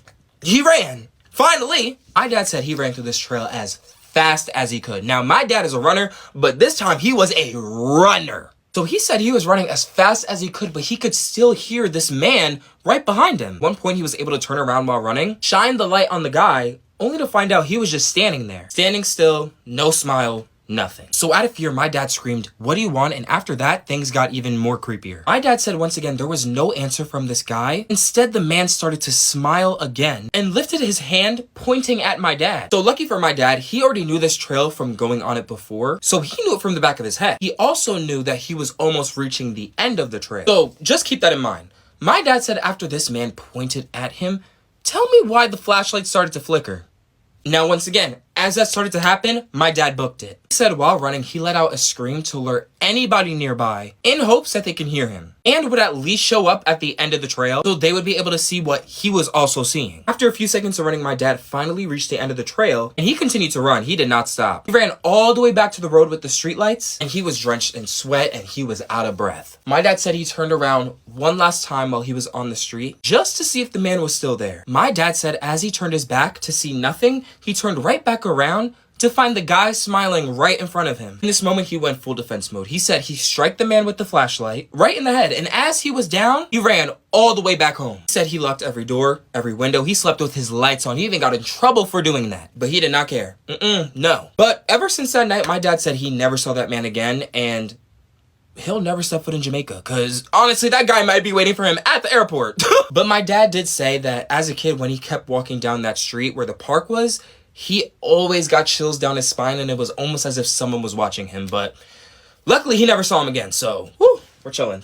So if you sleep in front of a mirror, I feel like you're just asking to be haunted by a ghost. My mom used to tell me all the time that if your mirror is facing your bed, it's like a portal for ghosts to enter. And I honestly thought that she was joking. I thought she was just trying to scare me until it actually happened to my cousin. And now my mirror, oh, it's over there. It's no longer facing my bed. So my cousin, and we'll name her Reagan for privacy, was around 15, 16 years old when she moved into her new house and was also given her own room for the first time. So not only was she finally free from sleeping in the same room as her sister, but she could decorate her room now however she wanted. Reagan said in the process of decorating her room, she decided to prop her full body mirror right at the end of her bed. Right now, I'm sitting on my bed. Imagine the mirror like right there. So thinking that this was the best idea of her life, she said she quickly realized why it wasn't. And she ended up moving that mirror somewhere else a few days later. Reagan said the night that she propped her mirror up, she fell asleep earlier than usual. This caused her to wake up late, like around 3:30 a.m., where she shot up from her bed, only to be staring right at her own reflection of herself. Reagan said right off the bat this threw her off so much because in her previous house, there was no mirror facing the bed. And waking up, sitting up, and instantly seeing yourself right in front of you is kind of eerie. Anyways, Reagan said as she was staring at herself, she noticed something strange. A dark silhouette appeared at the edge of the mirror. So as she's looking at herself, the figure is like right beside her, but like a little far back. She said it was tall, thin, and half hidden. She said she instantly got chills and she felt it run down her spine. But she did not want her nerves to get the best of her. Reagan said despite hearing stories about demons and dark entities, she felt a bit curious and decided to whisper a greeting to the figure that was right beside her. Frozen in place and only looking at herself and the figure that's in the mirror, she said the figure remained silent and still. But she still felt as if a connection was forming between her and whatever entity that was. Reagan said to keep the peace, she began to converse with it even though she was the only one that was speaking. She told me she decided to name this figure Murphy,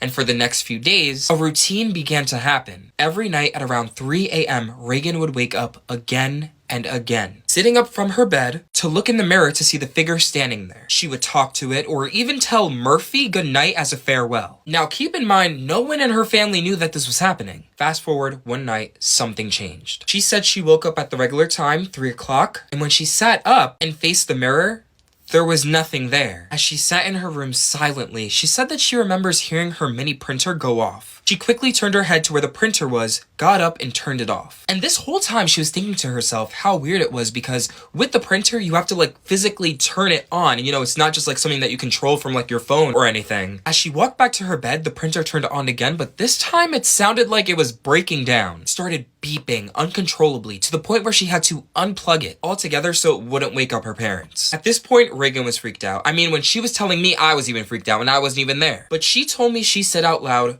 "Murphy, that wasn't funny." And again, she walked back to her bed. She sat down, faced the mirror in hopes of seeing the figure or Murphy, but what she saw was insane. Reagan said there was a figure standing there, but it wasn't the same figure that she was seeing from before. This figure had the silhouette of a lady with long hair, and a ripped dress. She remembers as she was looking at this figure, she felt a tear drop from her face even though she didn't have the urge to cry. She also remembers in this moment she couldn't move. It was almost as if the figure was controlling her. Reagan said as she stared at herself and the figure in the mirror, she noticed that the figure started to move. This figure, the lady, she started to sway back and forth. And she slowly started to creep behind my cousin Reagan. She told me with each step that the figure took, the room got colder. She could feel a vibration surrounding her. At one point, she even tried to speak, but her mouth would not move. She was quite literally stuck in place, and Reagan said when the figure was about this close to her, she heard a faint whisper but couldn't make out what was being said. She watched as the figure lifted its hand and noticed that it was kind of holding something like a knife. As this entity, spirit, or whatever it was standing over Reagan, towering over her from behind, she was finally able to let out a blood-curdling scream. This alerted her parents, and she remembers her mom bursting through the door. Her mom turned on the light, and in that moment, Reagan said that she was sobbing her eyes out. While her mom was comforting her, she did ask what happened, and of course, Reagan didn't say exactly what happened, because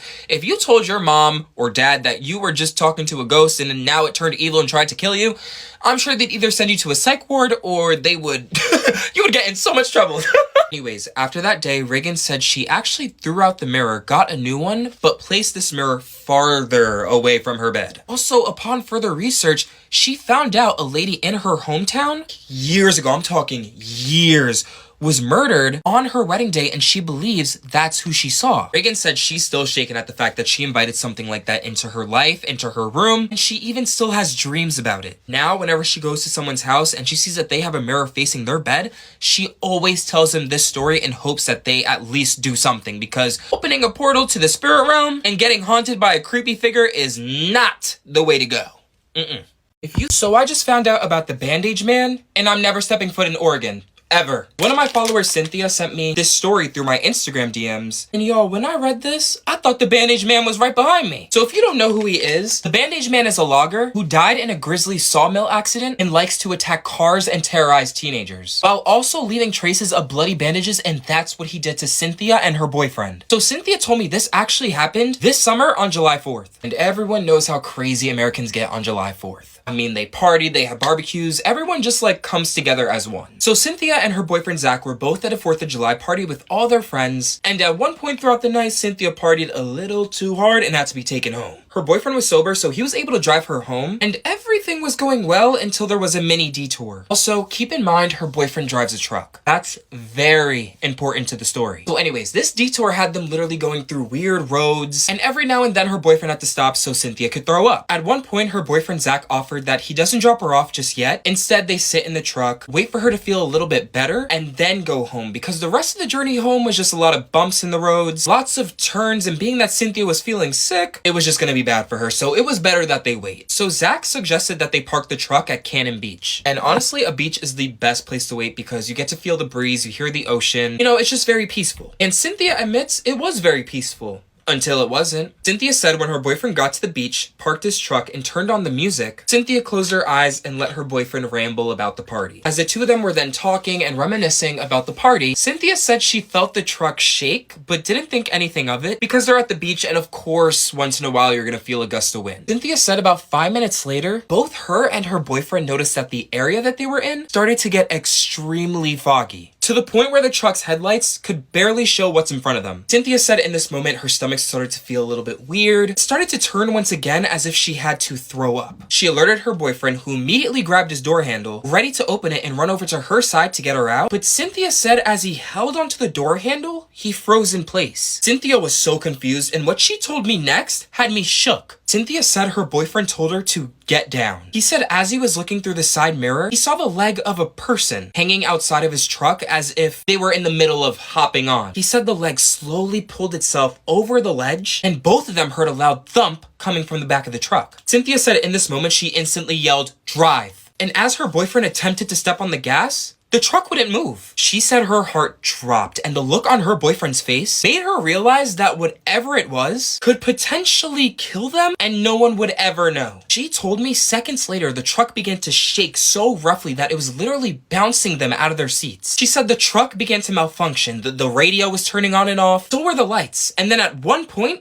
everything just stopped. As they sat there, the both of them slowly turned around to face the little window that was behind them so they could see what was sitting in the back of the truck. Cynthia said as they both peeked through the window, the only thing that they can see was darkness. Until a hand slapped the window, which startled them, causing them to fall backwards into their seats. Both of them instantly started screaming, and she noticed as the hand slid down, it left blood and pieces of bandages. Freaked out, her boyfriend tried to turn the truck on again, but nothing was working. Cynthia said the both of them began to cry, basically accepting their fate for what was about to come. She said the truck shook once again, but slightly, indicating whatever it was probably climbed out. Lock the windows, Cynthia said over and over again. Every now and then, Cynthia and her boyfriend felt a thump on the side of the truck as if it was getting hit with something. She said it started at the back and slowly moved its way to the front side where Cynthia was sitting. She said in this moment she shut her eyes because she knew the next thump would be her window. Seconds later, her boyfriend started screaming. A blood-curdling scream that she has never heard before from her boyfriend. As she opened her eyes, Cynthia said she immediately started hyperventilating. A disfigured man with limbs nearly coming off his body, covered in bandages, stood at her window, looking right at her. He was cut up, he was bloody, and he was pounding on the window. With every hit, blood splashed. As her boyfriend struggled to get the car on, she said at one point the bandages fully came off from his fist and she can see the bones on his hand. Cynthia said she looked at her boyfriend with tears in her eyes and said, "I don't want to die." Finally, the truck magically turned on and her boyfriend zoomed off. On the ride back to her house, they both sat in silence, and once they arrived, they noticed something was off. There was no blood, there was no sign of the truck being hit, it was almost like a hallucination. Cynthia did tell me after that night her boyfriend sometimes finds bandages in the back of his truck, and I guess it's a reminder to never go back, and ever since then,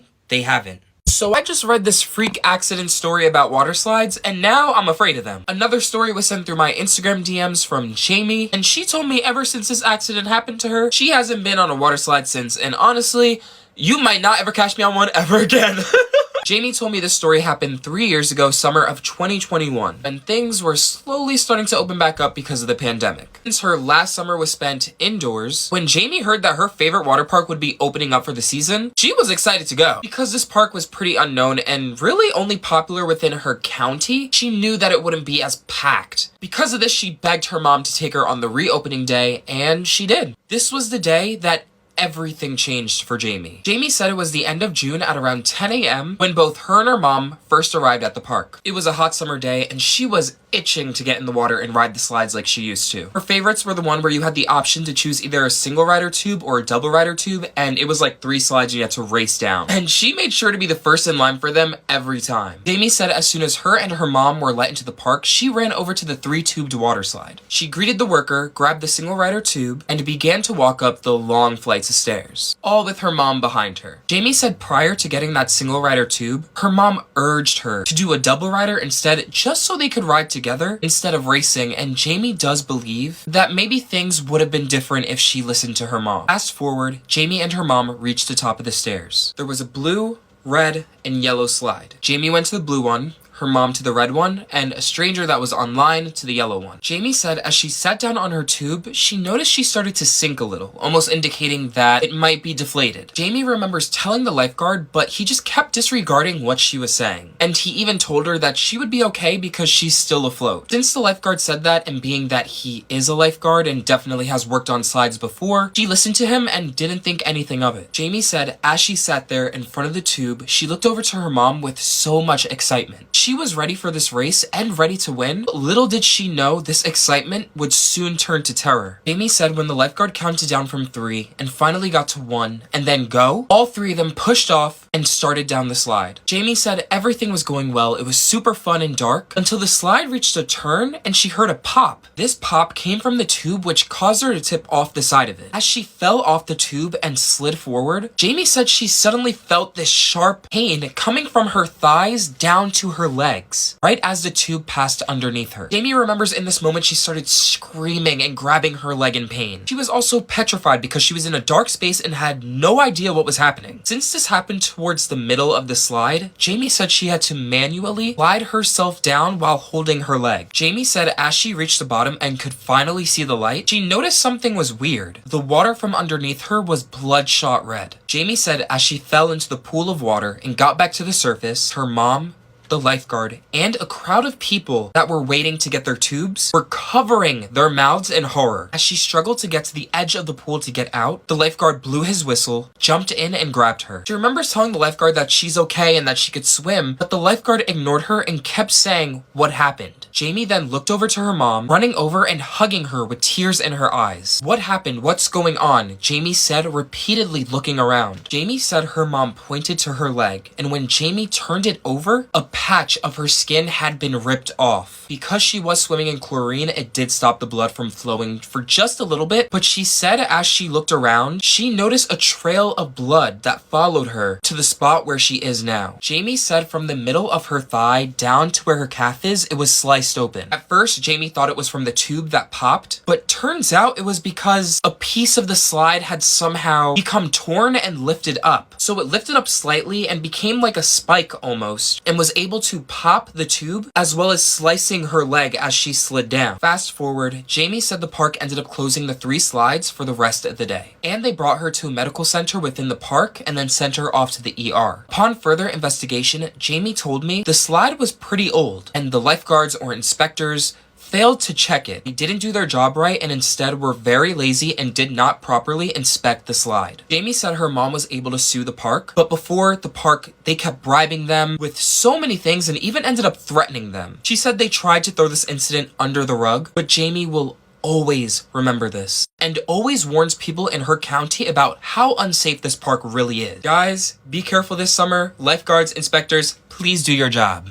So apparently if you see an owl at night, that can mean that you're possibly gonna die. Just went through my Instagram DMs and one of my followers named Melissa from Mexico sent me a story about how they almost got lured and killed by an owl that they swear turned into a human. So when I asked Melissa what it could be, if it was a spirit, a demon, she said she believes it was La Lechuza. And excuse me if I pronounced that name wrong. When I asked her who that was to explain the backstory, she told me it was a lady who was killed in her small town in Mexico for practicing witchcraft. And before she met her fate, an owl flew by and cursed the town. The curse was that she would return as an owl and take revenge on everyone that wronged her, and now stalks the night for any victims by luring them in with the sounds of crying babies or people. When she told me this, I got chills, but the real horror was the story she told me and when she encountered this. Melissa said this happened years ago when she was a teen at around 16 years old. She said her parents always told her to never go out alone unless you're with a group of people or someone else. If not, stay her behind at home. She said they never gave her a proper reason why, they just warned her. One day, Melissa said her parents were traveling for the weekend, and because of that, she had to stay over her relative's house. She was staying with her aunt and cousins, which she adored very much because they were her favorite cousins, only because they would rebel and do crazy stuff. One of the nights, Melissa said she caught 3 of her cousins leaving the house to go on a walk. Really just meant they were smoking, but she didn't know at the time. Because she was so curious, Melissa decided to quietly follow them. She said not even 2 seconds out the door, her cousins caught her and immediately started yelling. But she told them she was grown enough and just wanted to spend time with them. They of course folded and let her walk with them, but not partake in any activities. Melissa said the 4 of them walked for a bit into the woods, into a secluded area where they started a fire. They all sat on the ground, and as they got to doing what they were doing, Melissa sat in silence, looking around at the darkness that surrounded them. Fast forward, about 10 minutes in, Melissa said she got this stomach-dropping feeling and told her cousins that something didn't seem right. Her cousins brushed her off and started taunting her, telling her that she should have stayed home. Melissa ignored them and started focusing on the feeling that she had. She said at one point while her cousins were talking, she started to hear a cry, a baby cry. She immediately stopped her cousin's conversation to ask them if they heard what she just heard, but the noise stopped and they started laughing at her. She told them she was being serious and to listen, but there was no sign of the crying again. Melissa said in that moment, her cousin started to taunt her once again, and even told her to walk further into the woods to see if she could hear it. And that's what Melissa did. Big mistake. Melissa said she got up, walked into the woods, and stood there listening. About 5 seconds later, laughter. But not from what she heard previously. It was coming from her cousins that decided it would be a good idea to unlit the fire and run away as a prank. As she screamed, running towards them, the sound of their laughter echoed in all directions. Melissa said this is where things went downhill. She said she stopped in her tracks and started crying. She had no idea where she was. It was dark out and her cousins just left her. Melissa said as she was crying, the sound of her crying got louder, but she knew it wasn't her. It was being mimicked. As she stopped, the DM'd me on Instagram talking about how they encountered the Bunny Man. And honestly, I've never been more afraid for anyone living in Virginia. I ended up doing some research on who the Bunny Man is, and apparently he was a real person at one point, so I guess people are like continuing his legacy or something. But let's get into a quick backstory because this was Back in 1904, Fairfax County, Virginia, there was an insane asylum that was being built in the middle of the woods, but because this caused so much uproar from the local residents, they ended up moving all patients to a prison instead. As all the patients were on the buses as transportation there, apparently one of the buses ended up like crashing into a tree, and this caused all the patients on that bus to escape and run away. Fast forward, the town was informed about this incident and they were sent out to catch these patients and put them back to where they belong, which is the prison. So yes, they were able to catch them except for one, and that one being the Bunny Man, of course, the most dangerous one of them all. Apparently, he literally vanished into the woods, like nobody could find him. There was no trace, no evidence, nothing. He just disappeared. Now, how did he get the name Bunny Man? It's because locals were finding dead rabbits and bunnies spread around this overpass, which is called the Colchester Overpass, and inside there's a tunnel. So everyone came to the conclusion that he was the one that did it, because who else in town would go ahead and do some crazy stuff like that? And that's how he got the name the Bunny Man. And apparently there were real sightings of him, and you can even look it up on Google and it will actually show up. Like, it's insane. Now let's get into Charlie's story, my follower that sent me this DM and encountered the Bunny Man himself. So Charlie told me that he's been living in Virginia all his life, and he's been hearing about the Bunny Man ever since he was little because he has been the topic of conversation every single Halloween. Charlie said he's always been fascinated with the Bunny Man and his lore because he's never been caught. It's one of those cases that have never been solved and no one really knows who the Bunny Man is. It's really just an assumption. He's even told me he's done a project on him. Charlie said it was Halloween 2019 when curiosity got the best of him. He wanted to see if he would encounter the Bunny Man himself. He told me that obviously if this happened back in 1904, the original Bunny Man would be dead, but who says his legacy can't be passed on? Listen, there's a lot of crazy people out there. Charlie said he told no one about where he was actually going on Halloween night. He remembers packing a bag of flashlights, a pocket knife, and even a first aid kit just in case. He told his parents he was going to his friend's house to help pass out Halloween candy to the kids, but he was actually going to take a trip down to the Colchester Overpass to camp out. Charlie told me as he started his journey down to the overpass, he was filled with so much excitement, adrenaline, because he kept thinking about, what if he was real? What if he sees a bunch of dead rabbits? What if he runs into the Bunny Man? What will he do? Charlie, you were insane for this, by the way. Anyways, fast forward, Charlie finally reached his destination, parked his car, grabbed his bag, and began walking towards the overpass where the tunnel was. Charlie said his excitement and adrenaline left his body. He was now terrified. He remembers shining his flashlight inside the tunnel, but seeing nothing but graffiti and small mist, but no sign of rabbits or the Bunny Man. In that moment, he was relieved, but also disappointed because he drove all that way for nothing. Charlie said this did not deter him, and instead he decided to stay a little while longer at the tunnel to see if anything would happen. I guess this is where the phrase curiosity killed the cat, because y'all, what happens next? Whew. Charlie said at around 2:15 a.m. while he was sitting in his car, windows down, his eyes were heavy, and he was just about to call it a night and go home, he heard a small thump and a squeal echoing from the tunnel. He quickly shut his car off, got out, and began walking towards the tunnel and hid inside of a bush. He said as he watched and listened, he heard another squeal and a thump coming from the tunnel. His heart dropped because he knew that squeal was the sound of an animal. And what animal?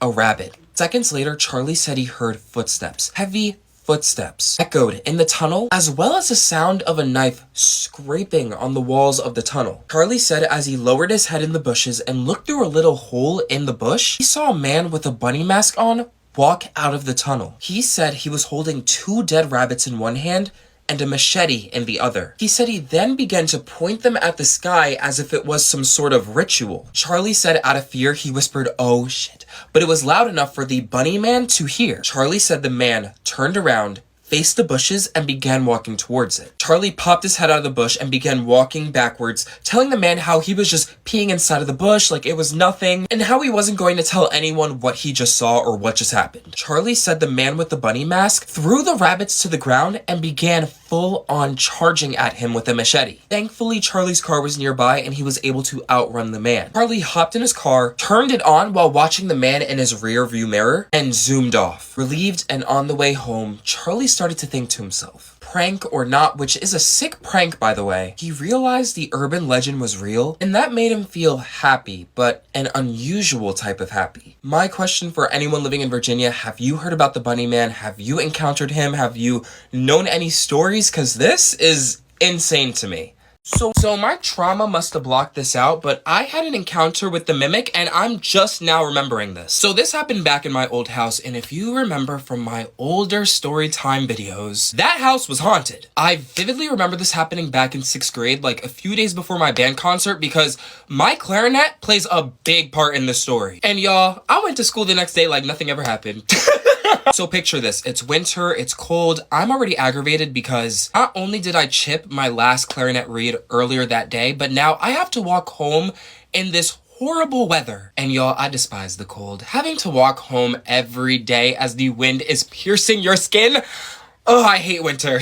Anyways, here I am, little 6th grade me, holding my clarinet case and entering the street of my neighborhood, shivering my life away. So keep in mind, I'm home alone at this point. My older brother had practice at his high school, my little brother was at daycare, my dad was at work, and my mom was at the store running errands and also getting my clarinet reeds. So I remember opening the door of my house, and you know when you can feel like an energy shift? Well, I felt something like that. Like the air, the energy, it was just very heavy. But honestly, I wasn't really minding that because my mind was focusing on warming up. So I immediately run to my room, close my door, and I get comfortable. I remember grabbing my laptop and turning on my game, even though in my household, we are not allowed to play video games on a weekday, but because no one was home, like, it really didn't matter. Anyways, fast forward, I'm chilling on my bunk bed, and all of a sudden, I hear something drop from outside of my room. So I immediately think that it's my older brother coming back home from practice, and I continue doing what I was doing. About 3 seconds later of not acknowledging this noise, I hear something else drop, and I decided to yell, "What are you doing?" Because keep in mind, if my older brother was in there dropping or breaking stuff, I'm not about to get the blame for it.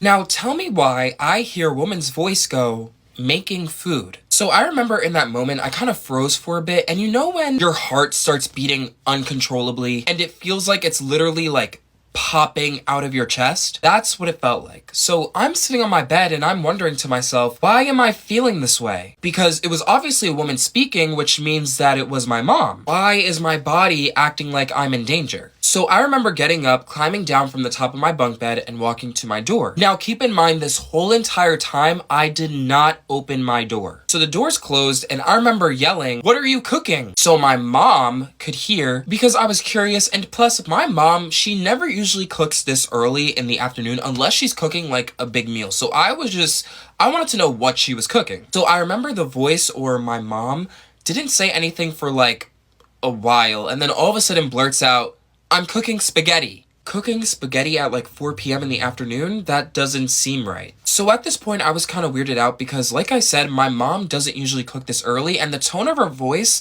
was very weird. Like, the voice of my mom was like freaky. It was very monotoned. I don't know. It was just like, it wasn't like, it didn't sound real. So I remember saying one last thing, and this is where things got insane. So I ended up yelling, "I don't smell anything." And tell me why literally 3 seconds later, the voice I once heard from afar is now right at my door. So I remember it laughed and it said, "Open your door and you'll be able to smell it." Y'all, I have never locked my bedroom door so fast. So after I locked it, I remember hearing breathing, like heavy breathing, and this alarmed me because, like, what are you doing? My mom never acts like this. So y'all, I remember I walked over to my window, opened the blinds, and looked to my right, only to see that my mom's car was not parked in the driveway. So at this point, I'm looking at the empty driveway and I'm frozen because who's in the house right now? Like, I literally remember locking my door, and there's absolutely no way that it could have been my brother, because let's just say he was trying to play a prank and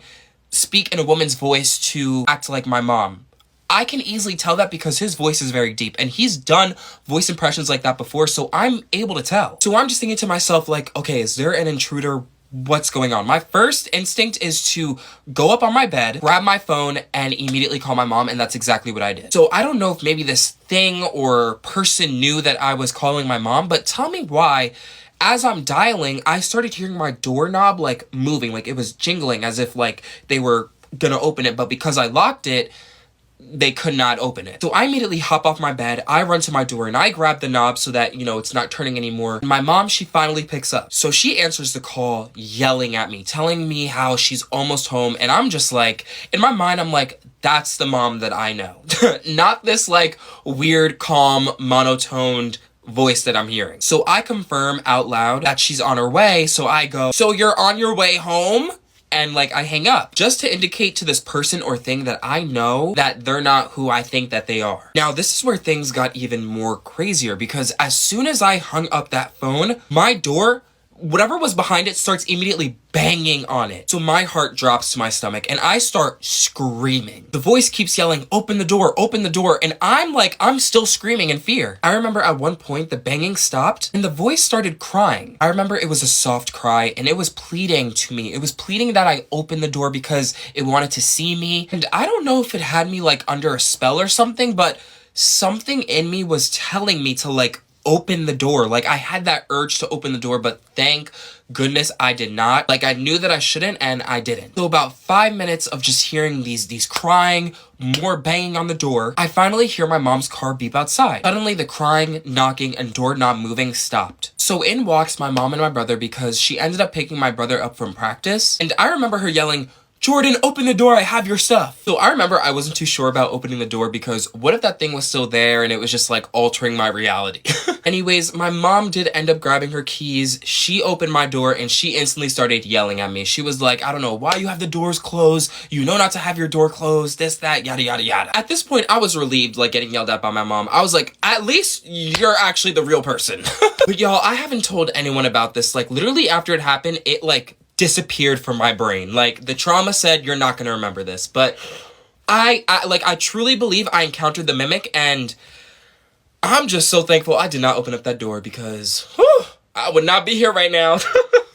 So whatever you do, if you hear a knock at your door at night and it's black-eyed children, do not open that door. Actually, don't open the door for anyone late at night. So I've heard about this black-eyed children phenomenon ever since I was little, and one of my followers sent me their experience with them, and honestly, I'm in shock. So if you don't know, the black-eyed children are described as kids between like 6 to 16, and they often appear to be dressed in like old-fashioned clothing. They have completely black eyes, no whites, no irises, and it's the most captivating, most creepy feature about them. They typically approach houses or cars late at night asking to either use your phone or to come in. It's just the way that they ask is very unsettling. They demand to come in, and because they're children, it gives people the unexplainable feeling to let them in. So these kids have a very unnatural aura to them. It's very dark and their energy is so heavy. It's said that when you encounter them, you get a sense of dread, anxiety, terror. You just feel really uncomfortable. But there's something urging you to let them in. It's also said these kids could be lost souls of ghosts, vampires, spirits, or even aliens. No one really knows, but what people do know is that if you ever encounter these kids and you let them into your house or car,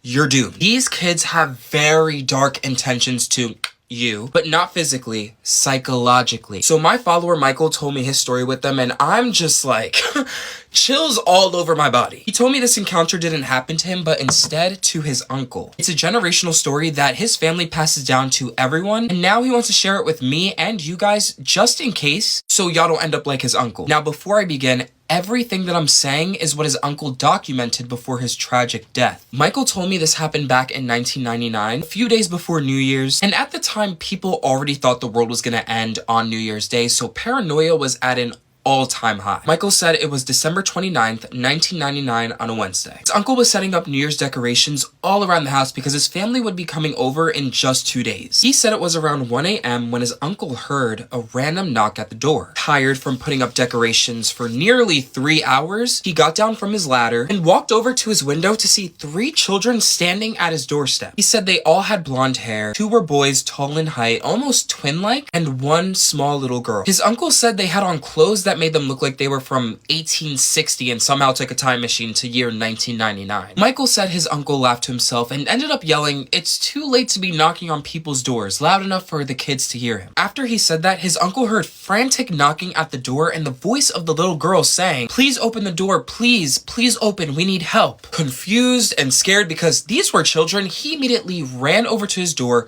turned on the porch light, and opened the door. When the door swung open and he was looking face to face at these children, he said they were pale, their hair looked really roughed up, as well as their clothes. It was almost as if they were like rolling in mud or even just on the ground. And he said each child had pitch black eyes. He remembers his body started to shake and he got this feeling of wanting to throw up. He remembers the girl pointing to the inside of the house and asking, "Can we come in?" Now keep in mind, this little girl didn't look at him once, just straightforward, no smile, nothing. Same with the boys, and his uncle said that it was like they were looking through him, not at him. Michael's uncle said he had the urge to slam the door in their face, but something about them, something about their energy made him keep that door open. So he ends up saying, "What do you guys want? Where are your parents?" One of the tall boys ended up talking and he said, "Please let us in. They're coming. We need to go inside." The other boy beside him then said, "Just give us the okay to come in. Please let us in." After he heard the words, "They're coming," he immediately told the children to come inside, completely ignoring the fact that